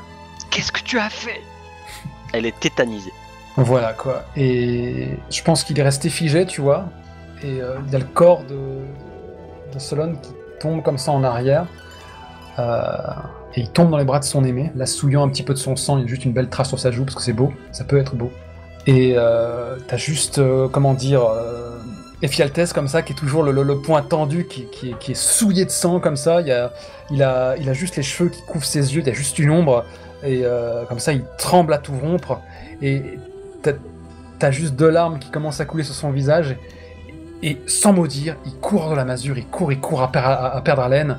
La caméra l'accompagne guère longtemps, parce que c'est pas sur lui qu'on va s'attarder, mais il est brisé, quoi. Il est en train de courir, et vraiment, le flot de ses larmes s'écoule sans discontinuer. Et déjà, il est en train de se blinder, de se conforter psychologiquement. Tu m'as pas laissé le choix, c'est toi, tu as fait ton choix, nous sommes tous maîtres de nos choix. Pourquoi m'as-tu tourné le dos, mon frère? Pourquoi pour elle? Et bon, donc il est dans tes bras, Bianca, et il a juste un sourire alors qu'il passe une main dans tes cheveux. Je t'aurais suivi jusqu'au bout du monde. Elle est dédiée de ta foi. Ah. Elle t'a dédié de la foi. Elle est tétanisée. Ça fait un roleplay un peu silencieux, mais... Ouais, mais du coup... elle tremble, on l'entend pleurer, bien sûr. Et peut-être qu'il va ajouter « J'aurais voulu te voir une dernière fois ». Elle enlève son masque. Bon, et donc je pourrais l'éclater, mais on a déjà défini dans la scène d'après qu'elle a encore un masque. C'est peut-être pas le même. C'est peut-être pas le même. Allez. Elle enlève le masque, hein, et elle l'éclate dans sa main. Et je pense qu'il tend une main tremblante vers cette main avec les éclats brisés qui font perler son propre sang maintenant, parce que voilà. Et elle se referme, il doit s'y prendre à plusieurs reprises pour s'en saisir alors que sa vision se trouble et que sa vie quitte son corps. Oh, avec la musique qui va bien. Et il fait « Ne lui en veux pas par pitié. Fais-le revenir du bon côté. Pitié, il y a bien assez de sang qui a coulé. Je ferai tout pour la paix. Je ne veux pas vous attendre de l'autre côté. Pas avant que votre heure soit venue. » Il crache du sang. Vas-y, les draps. Ouais, ok. Et donc je pense que là, on a une vue un peu aérienne, et donc vous êtes tous les deux dans ce petit point de lumière côte à côte. Il s'endort du sommet du juste, de loin, il a l'air presque s'assoupir, et autour, t'as juste la voie lactée, parce qu'ils font souvent ce genre d'images-là. Temps présent. Bim. Ok, donc, alors la borgne, ouais, ça change tout, hein. Sur un coup de sang, sur une erreur. Du coup, sur son masque, maintenant, il y a effectivement la moitié du visage qui est en blanc et l'autre moitié qui est en noir. Hein. Ah, par quelle facétie, je m'en étais pas rendu compte plus tôt. Ça n'avait pas d'importance avant. Bon bah du coup je sais ce qui va se passer, tu me donnes une page avec le masque. Mhm. Et je déclare... Ouais, ça donne encore plus de force à cette phrase, il est trop tard pour moi, je veux dire... Je suis déjà allé tellement loin que tenter la vie n'est qu'une formalité. Et je le ferai sans battre des paupières. Va rejoindre mon frère pour l'éternité. Dans l'enfer que vous méritez. Et flèche fantôme à moi. Et donc à nouveau, en gros, je me suis précipité sur toi et je suis en train de raconter la scène. Putain, je me fais avoir. Putain, c'est des réflexes. J'ai gagné, donc j'ai gagné. Tu vois. N'importe. Putain, c'est. Tais-toi, Vols. Bianca se met même pas en position de défense. Elle enlève son masque. Elle passe la main sur son ventre et elle dit: est-ce que tu es sûr que tu es vraiment prêt à aller jusqu'au bout de cette violence et de cette folie? Oh la vache. Son poing s'arrête à 1 pouce de ton visage. Les fleurs s'envolent derrière. Qu'est-ce que tu insinues? Ephialtes, quelle que soit la guerre, c'est toujours la paix qui finit par gagner. Une fois que les combattants se sont entretués, et que reste-t-il? Leurs proches pour les pleurer. Hélas, c'est un combat à mort, donc je ne peux pas... Surtout à ce stade, je ne peux pas te laisser filer. Tant que toutes les cartes n'ont pas quitté au moins l'une de nos mains, l'affrontement doit se poursuivre. Il est vrai. Donc je vais te déclarer... J'ai fait quelques pas en arrière, tu vois, et je fais... alors que j'ai toujours le poing serré, que je fixe ce poing, vraiment les yeux exorbités. Dès l'instant où tu as porté ce masque, tu as renié ta condition, et avant tout le droit d'enfanter. Nos corps sont faits pour se battre et laissons la procréation à d'autres. On doit toujours assumer ses choix. Uppercut. cortège de fleurs, cortège de pétales de rose. Décris-moi, reprends la balle au bon, c'est toi qui... Ouais, je te pique le droit de narration, là. Elle rebondit en arrière, tu sais, avec un backflip dont Shingo Araki a le secret. Ouais. Et de loin, elle te lance... tu prends toute cette histoire à l'envers. C'est la vie qui fait les choix. C'est bon. C'est à nous de prendre nos décisions. Et sur le masque des femmes chevaliers aussi, tu te trompes. Ce masque n'est que temporaire et tu le sais. Dès lors qu'on nous le fait porter, on nous énonce les conditions. Ces conditions ne sont pas une trahison, ces conditions sont la fin de notre devoir. Ton frère et moi, nous avons fait ce choix et nous aurions voulu pouvoir t'en parler et partir. Et vous laisser vos guerres, mais tu ne nous as pas laissé le choix. Je n'ai pas encore déposé les armes. Ce sera mon dernier combat. Tu ne quitteras pas ces lieux vivants. Tu fais bien de le rajouter parce que là j'étais en train de me dire que le combat était terminé. T'es quand même prêt à me buter. Ouais, elle a un petit côté quand même, t'as tué mon mec, je vais te tuer, tu vois. Ok, tu n'as pas respecté les dernières paroles C'est ça, de exactement, Solon. tout à fait. Ok, donc ça c'est fait. Nouveau round. Ouais. Au vu de la durée de la partie et de la durée dans lambda d'un épisode, je pense quand même qu'on a couvert énormément de choses. Et normalement, tant qu'on n'a plus de cartes entre les mains, la partie n'est pas achevée. Pour faciliter la conclusion, on va se défausser d'une carte tous les deux. Ça ne veut pas dire qu'on puisse pas avoir d'autres idées pour créer des scènes, mais au vu de l'heure qu'il est, ce serait bien qu'on se rapproche petitement de la fin. Je ne compterais pas faire ça en 2 épisodes. Vient un procédé aléatoire, nous nous sommes alors défaussés chacun d'une carte. Le hasard a voulu que ce soit nos plus faibles. Le D4 pour moi, le D8 pour lui. Donc c'est toujours moi qui ai l'avantage, et toi qui as l'insight, j'aime ma carte, tu as la tienne, montre-la, c'est un 12 évidemment, c'est un 10 pour moi. Et donc j'ai le droit d'utiliser une stance, et je ne vais pas m'en priver. Tu sais quoi, je suis joueur. La carte de posture que j'emploie, c'est la carte qui me permet de remplacer la carte d'attaque en jeu par une autre de ma main. Du coup je range mon 10, et je me bats face à toi, à armes égales, car il ne sera pas dit que Ephialtès de la Flèche est un lâche. Donc commençons par le duel. Du duel. Tourne. Je n'arrive pas à le croire, tu vas me vaincre, tu vas me faire perdre une carte et repousser l'inévitable. Oh, il y a encore un round de plus. Jouons l'intuition. J'ai un 2. Et intéressant. Tu récupères l'avantage, je récupère l'intuition. Tu mets en scène la baston. Tu la conclus. Et je mets en scène le flashback et tu le concluras, mais avant ça, je dois me défausser de mon 12. Je n'ai plus qu'une seule carte et toi aussi. Et je dois réécrire une de tes convictions. Alors, je suis profondément bienveillante. Mon cul. Le sanctuaire mérite mieux qu'un tyran, j'avais une liaison discrète avec Solon. Je pensais, tu vois, si j'avais gagné, j'aurais taclé cette liaison discrète avec toute ma foudre. C'est-à-dire qu'en gros, j'avais anticipé des trucs de dingue du genre... déjà d'une part qu'en fait parmi le côté avant-gardiste de Damonides, le fait qu'on ne portait plus le masque, tu vois, que lui est obligé de vivre caché. Mais je comptais aussi mettre en place une sorte de trahison, comme quoi il avait finalement tourné le dos à votre relation. J'avais pas encore trop statué le truc, j'avais le temps d'y réfléchir si jamais j'avais l'ascendant, mais je ne l'ai pas. Et j'ai pas envie maintenant de tacler ta liaison parce que en ce qui nous concerne, cette conviction a été intégralement explorée. Donc non, le sanctuaire mérite mieux qu'un tyran, donc il faut que je réécrive ça. Le sanctuaire ne mérite pas mieux qu'un tyran. Le sanctuaire est déjà une tyrannie. Tu décris l'amorce du duel, puis je décris l'amorce du flashback, puis tu clôt le flashback, puis je clôt le duel. Allons-y. Bianca s'est mise dans une position que tu l'as encore jamais vue aborder. Ce qui est peut-être pas un mal, parce que jusqu'ici t'as encore jamais réussi à parer les ailes blanches. Et que là, du coup, ça devrait aller mieux. Et elle te dit, au moment de périr, souviens-toi de combien de fois je t'ai laissé la possibilité de t'en sortir. Tu vas subir, bien contre ta volonté, une attaque que je ne devrais pas porter. Je n'ai que faire de ta miséricorde, et encore moins de tes mises en garde. Je pense que effectivement, c'est au cœur du problème. Elle lance une main en l'air, et elle crie la tempête de plumes saura en finir avec toi. Et tu as comme une espèce de typhon qui jaillit du sol au-dessus d'Ephialtès et qui commence à le faire tourner à 4-5 mètres du sol. Il est tu sais, en mode immobilisé, tu vois. Je pense que tu peux t'arrêter là. Ouais. Et donc maintenant... Ouais, j'ai en tête le truc, enfin tu sais la dernière attaque d'Andromède là. Ouais, c'est une scène très facile finalement, pour laquelle je vais opter. Excessivement facile. Un décor ô combien familier, nous sommes à la nuit tombée, ruine, un mélange de roches et de marbre et de piliers et auquel le sanctuaire nous a habitués. Et dans ces ténèbres, une silhouette en train de courir à perdre haleine, avec une petite musique mystérieuse. Et soudain, gros plan sur le visage du jeune homme, donc il a les cheveux courts, non sans avoir un peu les favoris fournis à la Senseiya.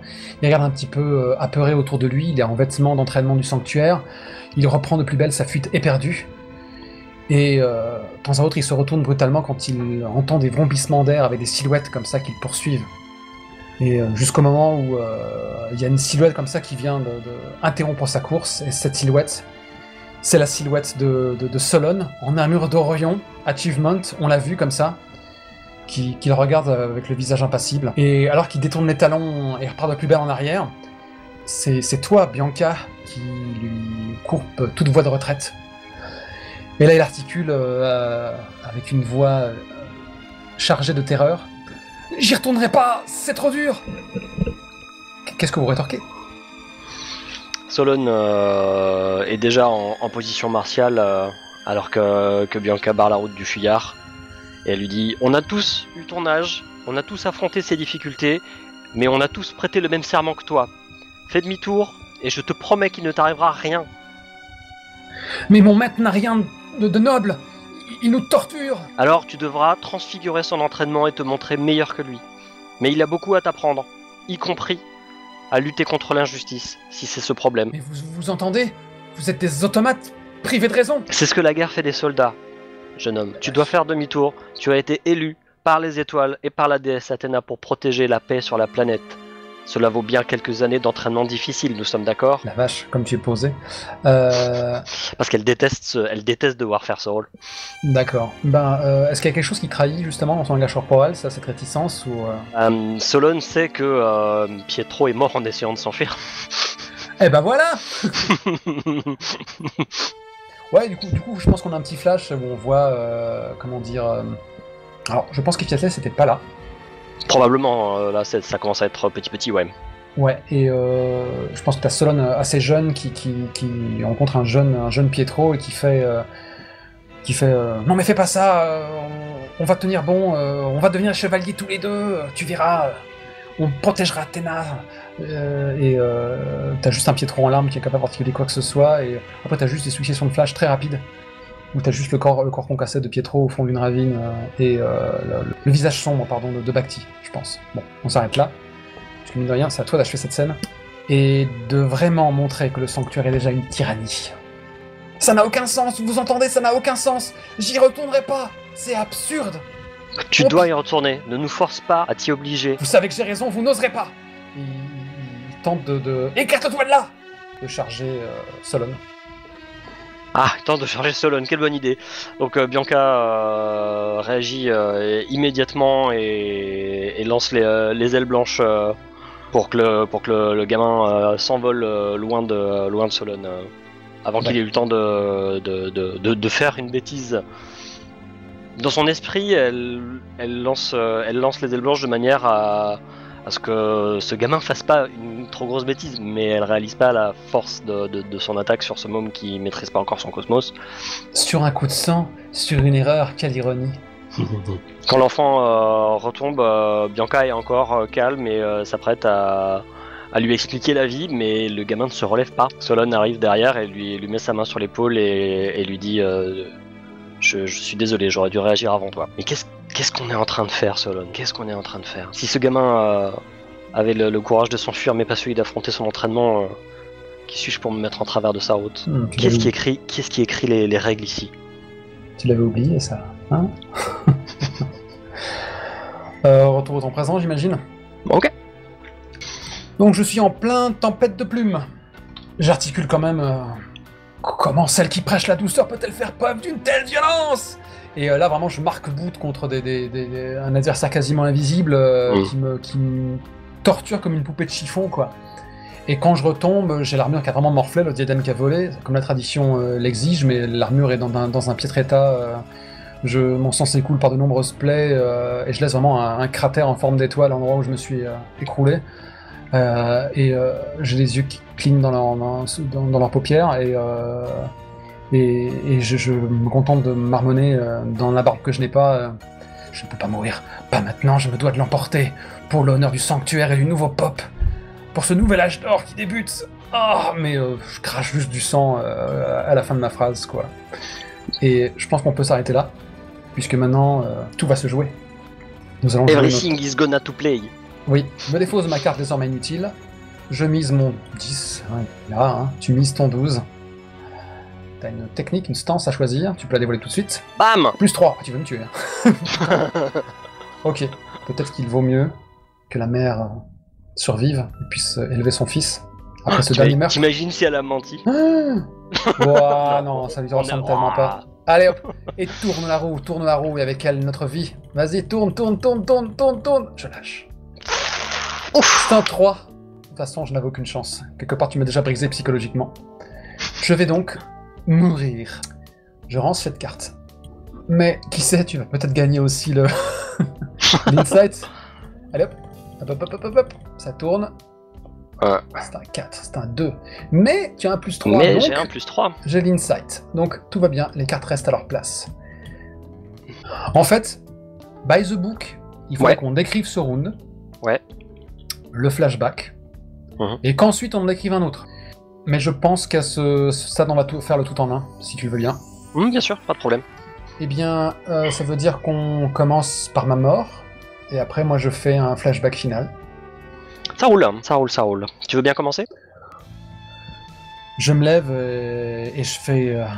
Oui, tu ne croyais pas si bien dire. Aujourd'hui est ton dernier combat à jamais. Et peut-être que ma voix tremble à ce moment-là. Je veux voir le nouvel âge d'or qui nous attend. Je veux que tous réalisent leurs erreurs et leur poids de leurs péchés. La gloire de Damonides ne fera plus aucun doute. Et il réalise une sorte de kata. À moi, flèche d'or. Elle lève lentement la main et le typhon reprend lentement comme s'il s'était pas interrompu. Oui, c'est le propre de... J'aurais voulu te voir faire le choix d'être le bouclier d'Athéna, mais tu as choisi d'être le couteau, celui qui fait couler le sang. Il n'y a plus de place pour toi dans les lignes de l'histoire, Ephialtès. Non, c'est faux, je vais me libérer de cette tempête. Et effectivement, j'entends mes os brisés. La guerre n'a qu'une seule fin, la paix suprême. Et là, la tornade l'envoie dans le ciel, genre étoile filante dans la nuit, ping. Et si tu veux bien, on voit son armure qui retombe et qui prend sa forme totem. Ouais. Oh. Cling. Ça me paraît bien. Faut que t'aies une dernière réplique, peut-être. Ouais. Avant que je te coupe la chic avec un flashback qui a intérêt à être génial. Elle met la main sur son ventre et dit: Solon, cet enfant n'aura pas de père, mais au moins il vivra dans un monde en paix. Et elle jette un coup d'œil vers le palais du Grand Pop et elle commence à monter les marches. Ouh. Le palais du Pop, on voit déjà des éclairs de lumière, comme quoi déjà des affrontements ont lieu. Elle y croit. Non, peut-être est-elle seule. Mais je sais pas, mais en tout cas elle monte les marches toute seule et ça me semblait faire une bonne fin en point d'interrogation. Ok. Désolé, tu seras exclu de ce flashback. C'est le jeu. Parce que je vois rien d'autre qui fasse sens, parce qu'au vu de la chronologie, on est très serré. Il est pour toi celui-là. Et donc je pense qu'on a juste le plan sur le ciel étoilé, puis ensuite on a donc le contre-champ, bien en vue aérienne, quoi, où on voit donc les deux gosses, les deux frères, Solon et Ephialtès, dans l'herbe comme ça, naturellement avec la posture, les mains derrière la tête, comme ça, le petit sourire en coin. Je pense que le petit frère, il a le petit brin de blé très très connoté, un petit brin d'herbe entre les dents, quoi. Et en fait, je pense que t'as Solon derrière qui arrache une feuille, un autre format, et qui commence à siffler. Il fredonne un petit air un peu faux, Solon, sur sa feuille, puis il arrête et il déclare en forçant un peu sa voix: Dis-moi, gamin, quel genre de chevalier tu veux être plus tard? Oh! Et il fait ça, tout de suite, il pousse un léger râle alors qu'il y a un petit coup de coude qui vient le cueillir dans les côtes. Il se contente d'éclater de rire, du coup t'as le frangin, le cadet qui avait comme ça les sourcils froncés, un une moue adorable, qui finit par éclater de rire lui aussi, et qui fait comme tout le monde, j'imagine. Moi je veux être un justicier, je veux protéger les innocents, je veux que plus personne ait à souffrir, je veux que plus personne perde la vie brutalement face aux méchants, tu vois. Et puis voilà, drapé dans mon armure, Je veux protéger nos valeurs et devenir un modèle. Je voudrais finir dans la légende. Et donc à ce moment-là, t'as son frangin qui fait Ah, tu m'en diras tant. Eh ben, les légendes n'ont qu'à bien se tenir, hein, avec un trouble fait tel que toi. Et l'autre qui fait Ouah, t'es pas drôle. Et les éclats de rire qui reprennent, puis après t'as simplement Solon qui se contente à nouveau de siffler dans sa feuille. Et Fialtès, assis sur son séant, qui s'ébouriffe, qui ramasse une feuille et qui tente de souffler sans y parvenir, et il fait Non mais attends, c'est comme ça qu'il faut faire. De toute façon, c'est toujours à moi de te montrer comment faire. Ouais, c'est ça. Et t'as juste la caméra qui s'élève lentement alors que t'entends justement les deux sons, les deux petites mélodies, comme un harmonica au rabais qui siffle faux, quoi, sur le ciel étoilé à nouveau, et t'as une étoile filante qui passe naturellement. Est-ce qu'on joue ce flash forward ? Si tu veux. Mais là, dans ce cas, faut pas se rater, parce que ça fait une belle fin, là, déjà. Ouais, j'aime bien cette fin-là, moi. Mais le destin de Bianca, hein ? C'est bien de finir comme ça, non? Ah, tu te dégonfles. Ouais. Tu te dégonfles.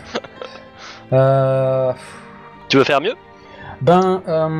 Tu as gagné le duel, et je n'ai pas gagné le duel moral, puisque nous sommes à égalité sur les convictions qui ont été cochées.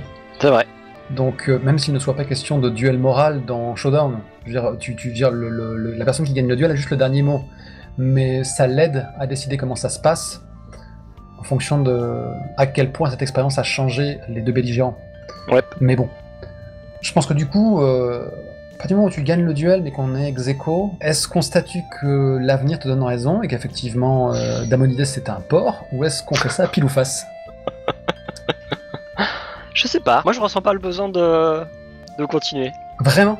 Dans ce cas, je respecte. Parce que si je suis le seul à compter, ça le fait pas. Mais je veux Si dire... t'as une super idée pour un flash forward, je vomis là-dessus, hein, mais j'ai pas une super là, tel quel, ça me semble faire une chouette fin de film. On comprend qu'elle va essayer, et on a aucune idée de si elle va réussir. Ok, écoute, je respecte. Et dans ce cas, c'est l'heure du débrief. Ok, désolé, j'ai eu du mal à m'y mettre. Hein. Et moi, j'ai perdu l'autorité narrative de vue, l'autorité disputée au début. Mais c'est pas évident comme exercice parce que tu vois, j'ai réussi le dé, mais alors, du coup je gagne ça, mais alors, du coup en fait du coup, non. je respecte le cahier des charges. Du coup, au final, je raconte parce que c'était mon droit, mais derrière, comme j'ai gagné, du coup, je raconte aussi. Ah, bah, tu vois, je pense que c'est un excellent jeu qui se bonifie avec l'expérience des joueurs. Donc je pense que sachant ça serait intéressant d'y rejouer avec dans d'autres univers, etc. Avec des sabres laser. En connaissant mieux l'alternance et tout ça, ouais, c'est intéressant. Hein. Ouais, à la lecture déjà, c'était intéressant. Alors, si l'intro ne le dit pas, apprenons-le à nos auditeurs. On a envisagé, j'avais envisagé Single Moment, qui est le plus connu. Il paraît que l'auteur, dans un club de jeux de rôle, aurait eu des rumeurs d'abus, aurait été exclu. Donc Single Moment et son auteur sont devenus non grata, et c'est potentiellement statistiquement justifié. Et du coup, quand j'ai voulu chercher des actual play anglais pour voir comment ça se jouait, j'en ai trouvé, mais j'ai aussi trouvé des deadlinks. Et en m'étant renseigné, les gens ont effacé leurs vidéos. Certains, ouais, on avait décidé de... Enfin, c'était un podcast audio, mais en gros, quand j'ai demandé au tenancier du podcast, il m'a dit, au vu des autres accusations, j'assumais pas que ça reste sur ma chaîne, donc il l'a viré. Bah, si ça a été fait avant, bon, bref. Ça a été fait avant, mais c'était... J'ai pas un problème avec séparer l'homme de l'artiste, mais l'œuvre souvent se prise entre deux feux. C'est un peu dommage pour des excellents albums de Michael Jackson, tu vois. Mais bon, que veux-tu faire? On parle de Polanski. Je n'irai pas sciemment vous donner de l'argent à un film de Polanski, bien, tu vois. Donc, mais bon. Derrière, j'ai appris qu'il y avait Reflections qui avait été écrit par un fan de Single Moment qui connaissait l'auteur. L'auteur de Single Moments est resté un petit peu dans le paysage, mais de loin. Il voulait pas court-circuiter les chances de Reflections en s'accolant au projet. Il a quand même fourni Single Moment gratuitement pour ceux qui avaient pledgé. Et Reflections est censé être un jeu plus abouti. Il était question de refaire une partie Star Wars avec quelqu'un que je nommerai pas, mais qui n'était pas dispo. Que ça s'est pas fait finalement, mais ça se fera peut-être après. Et lorsqu'on a lu tous les deux le jeu, même s'il y avait quelques élégances dans Reflections, notre côté joueur a préféré Single Moment parce qu'on lance plus les dés. La joute est plus découpée. Alors que là, c'était plus en fin de scène, voilà quoi. Ça lançait moins les dés, on se dit que Single Moment grattait plus la démangeaison dont on avait besoin. Bah, c'est peut-être plus un role-playing game et moins un party game, oui. Même, d'aucuns diraient un story game. Et Vlatipa, que je découvre Showdown par accident.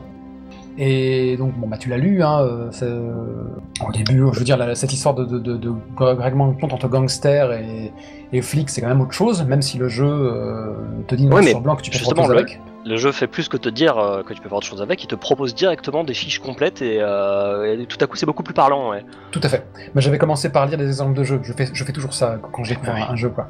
Et je veux dire, le fait de réécrire la façon dont se voit la personne par la réalité, qui est très ironique et très amère dans le jeu de base, parce que c'est quasiment les vertus, la façon de se faire comme un bon père de famille, comme quelqu'un qui gère bien la pression, etc. C'est quand même très perso. Je trouve ça cool dans l'affrontement, parce qu'en même temps qu'on se met des mandales et que petit à petit on amène le duel à son terme par la mort, c'est quand même radical. Et c'est ainsi que s'achève Saint Seiya 99% du temps. Et oui. Je trouve intéressant de réécrire l'histoire et de mettre la personne en porte-à-faux avec ses certitudes, et de tweaker ça en conviction, parce que je veux dire, cette joute oratoire permanente, c'est moi qui suis le peu triste, ma vie de merde, etc. L'homme est à nous pour l'homme, je veux dire, c'est le cœur de Saint Seiya, donc je trouve que c'était... je trouve que voilà, le jeu est conçu pour simuler l'épisode, le double épisode de Isaac contre Yoga, où on découvre que notre cher blondinet... T'as fait ça sciemment? Mais t'es con quoi. Mais t'es pas le héros que je pensais. Ah oui, quand il a joué au con pour aller voir sa mère alors qu'il était pas prêt et que Isaac a dû le sauver. Ouais, tout à fait, et puis après, c'est Yoga, pu mettre mon pote en danger. J'adore Yoga, il fait partie de mes bons scènes favoris, mais c'est un boulet quoi. Ouais, c'est un boulet faut par jamais arrogance. oublier pourquoi il est venu au départ au Japon. Hein. Oui, alors moi j'ai reçu un courrier du Grand Pop qui me dit tous vous buter. Du coup je suis venu. Je commence par qui? Ils l'ont respecté dans la série Netflix, mais j'adore le fait que ce soit un boulet par l'orgueil et par la faiblesse. Je veux dire, vas-y, crème-moi les yeux. Enfin voilà quoi. À un moment, il y a bon chevalier, sinon il y a une guerre céleste, la survie d'Athéna et de la Terre est en jeu. Et mais il est pas là pour ça, lui, ils ont rien à cirer. Je suis même pas sûr qu'il y croit à Athéna, Yoga. Il est maso, ouais, probablement, ouais. Ça se trouve, il comprend pas bien le japonais en plus. Oh. Il fait semblant, il hoche la tête, mais en fait, il pige pas trop les tenants et les aboutissants. Colonne Bismerch. Ah là là là. Donc ça c'est fait, mais y a pas que ça, je veux dire, dans Asgard aussi, Asgard dans le genre lacrymal, ça y va quoi. Bah ouais. Je veux dire, non mime, t'as tué ton bourreau de père, mais en fait, t'as tué ton bourreau de père adoptif, mais à la base il faisait que se défendre contre tes vrais parents qui ont tenté de le tuer, et il t'a laissé le tuer. Et il t'aimait, en fait. Et il t'aimait. Les gifles d'ado, Quand Iki dit... Les liens du son sont les plus forts, Bud, et tu viens malheureusement d'en avoir la preuve absolue. Et derrière, t'as le piano de Degrassi qui débarque, et là, je suis à genoux devant ma télé, quoi. C'est ça. C'est pas Kurumada qui l'a écrit, mais... Ouais. Mucho qualidad. Yes. Voilà, quoi. Je crois que dans Poséidon, il y a beaucoup moins de flashbacks, hein. Bon, il y a Isaac, hein, qui était une très... Mais il y a cette histoire de canon qui est mal amenée... Ça aurait pu être beaucoup plus poignant, et c'est pour ça qu'il y revient sans arrêt plus tard. Le narrateur global de Saint Seiya qui n'existe pas, tu sais. Il y revient pendant Asgard, et il y revient pendant toutes les possibilités qu'on a d'y revenir. Tous les remakes, on y revient toujours, parce que c'est plus compliqué que ça en a l'air, ouais. Si on revenait au jeu, qu'est-ce qu'on pourrait ajouter de beau? Que ça devrait être super intéressant dans d'autres univers, en tweakant très légèrement différemment, comme on a pu le faire aujourd'hui. Après, ça reste quand même un story game. Parce que, bon, même si la narration est plus ou moins disputée, on a eu beaucoup de mal à se céder la parole et à la prendre quand elle est très vraiment nôtre. Faut pas hésiter à casser un peu le perso, hein, faut pas hésiter à faire mal. C'est ça. Mais le fait est que... Faut pas qu'on dise tu, faut qu'on dise le nom du personnage, quoi. Ouais. Wow.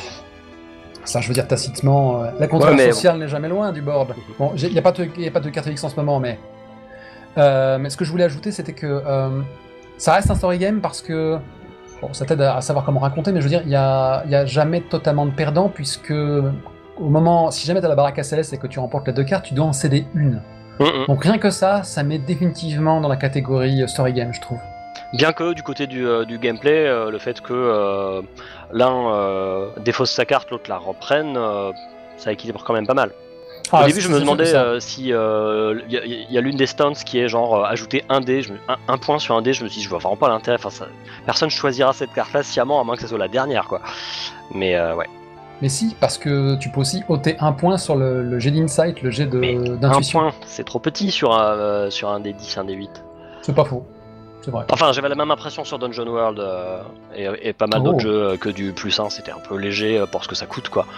Je pense en particulier à Mask. Non, plus 1. Le fait que le team pool donne un plus 1 sur un 2d6 plus quelque chose, c'est un peu léger, quoi. Non, là je suis pas d'accord. Ouais.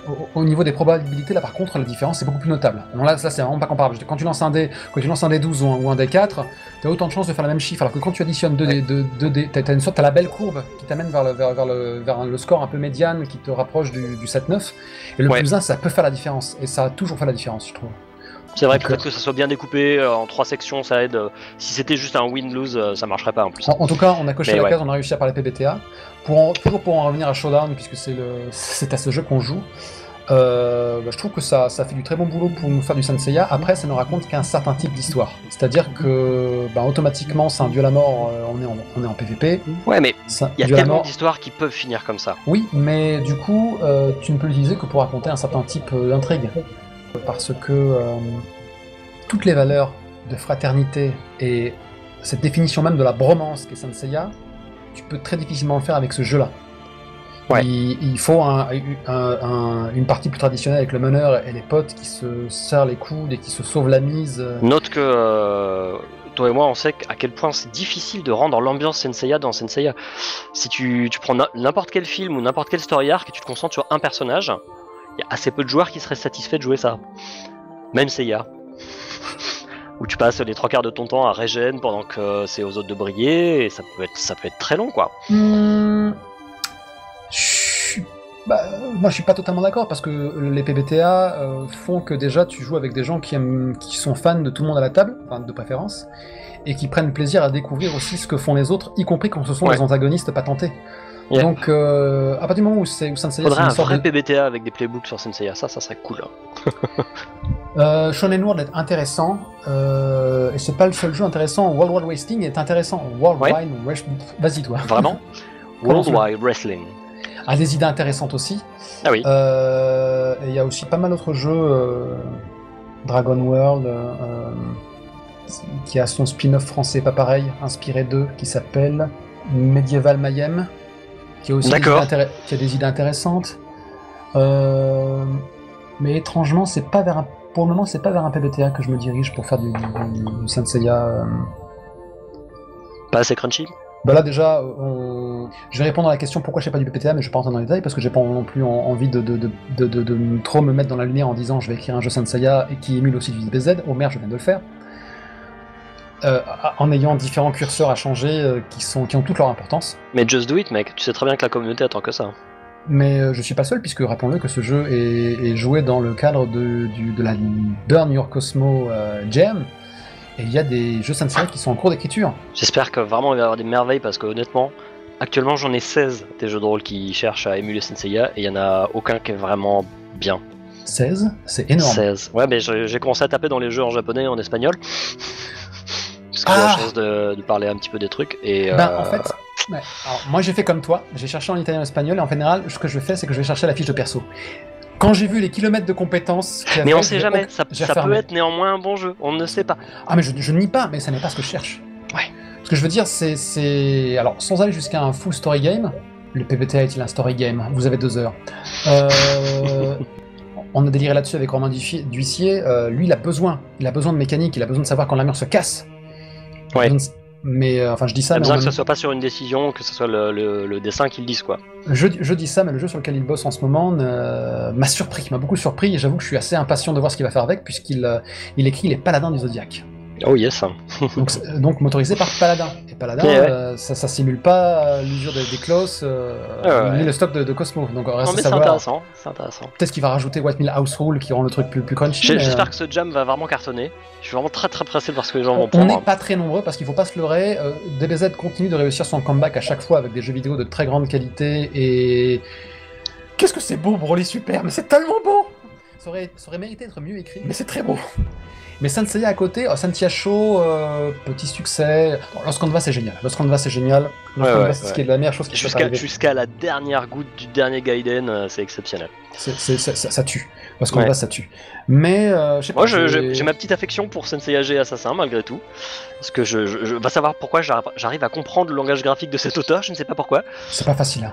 Ah non, c'est pas facile, mais c'est peut-être parce que j'avais déjà lu de manga elle avant, mais... Mais je sais pas, de la même façon que... Putain, mais je vais me contredire en fait, je m'apprête à dire de la même façon que Senseiya peine à avoir un bon jeu vidéo, alors qu'on vient de parler de Awakening, qui n'est pas ma cam, mais qui est magnifique. Il est très beau, ouais. Mais Il est très beau, je il continue... prend des décisions assez amusantes parfois au niveau des dialogues, du genre t'as Dante, t'es en train de faire une action avec Dante de Cerber, et soudain le mec a écrit les dialogues s'est senti obligé de préciser oui je suis un chevalier d'Athéna qui utilise une arme, mais je suis aussi un chevalier d'Athéna dont la constellation n'existe pas, donc je suis pas à une contradiction près, et j'étais mort de rire. C'est un fan qui a traduit, putain. C'est un fan qui a écrit le jeu, ça se sent sur les derniers détails, mais honnêtement il faut être vraiment capable de lire entre les lignes, parce que la traduction elle est juste à se donner des coups de tête dans le mur. Tu me donnes envie de m'y mettre, et pourtant c'est vraiment pas ma cam le gameplay. Mais qu'est-ce que c'est beau. Gratuit, fais 2-3 essais, c'est du deck building. Hein. Qu'est-ce que je voulais dire? Oui, je sais pas, j'ai toujours cette impression que Senseiya c'est surtout une série de quadras. Alors que Lost Canvas c'est relativement récent quoi. Mais je suis tombé sur un noyau de fans récemment qui ont 25-28 ans. Et ils m'ont dit ah non mais nous jeu de rôle Senseiya on est conquis parce que ça fait 10 ans qu'on y joue sur forum. Merde. Aiguille-les vers la Cosmo Jam. Aiguille-les vers la vidéo. C'est pas des auteurs mais ouais non, ils verront cette vidéo. Il faut que le flambeau persiste. Yep. Bon, je vais pas faire de hors-sujet sur le fait que en même temps c'est grâce à un Français du nom de Jérôme Alquier que Hades est revenu sur le devant de la scène. C'est évident. Ça ne fait en quelque sorte, oui, en quelque sorte. Bon, là on a trop son pushing est bien tombé au niveau du timing par rapport à ce qui se passait au Japon à ce moment-là, et voilà, il était audible. Qu'est-ce qu'on pourrait ajouter là-dessus? Non, je pense que ça fait la blague. Je pense qu'on a bien fait de raccourcir un peu parce que, bon, format d'émission, on avait vraiment fait le tour. Ouais. C'est peut-être un peu long, peut-être, alors ça dépend peut-être des enjeux. Vous qui êtes chez vous, il y a des joueurs qui sont pas venus, vous êtes que 2, c'est l'occasion de tester ça, hein. Vraiment, vous passerez un bon moment. Probablement, ouais. Bon bah du coup je pense qu'on a atteint le mot de la fin là, en recommandant ce jeu à nos spectateurs nombreux. Abonnez-vous. S'il vous plaît. S'il vous plaît. Likez, partagez. S'il vous plaît. Ok. Le mot de la fin c'est quoi? Il faudrait qu'on fasse une réplique Senseiya. Très bien. Comment oses-tu? J'avais le soleil dans les yeux d'abord. Viens Daisy. Je pense que c'est un jeu qui mérite d'être testé, ouais. Brûle ton cosmos. C'est intéressant pour... aussi pour voir si vous avez du mal à céder ou à prendre la narration, ce qui peut être une compétence utile à plein d'autres jeux. Mais pas uniquement dans le domaine du jeu, c'est aussi une belle vertu humaine, de savoir quand il faut la boucler. Et juste écouter les autres. Oui. Donc merci d'être venu. C'était facile, j'étais chez moi. À une prochaine. À plus.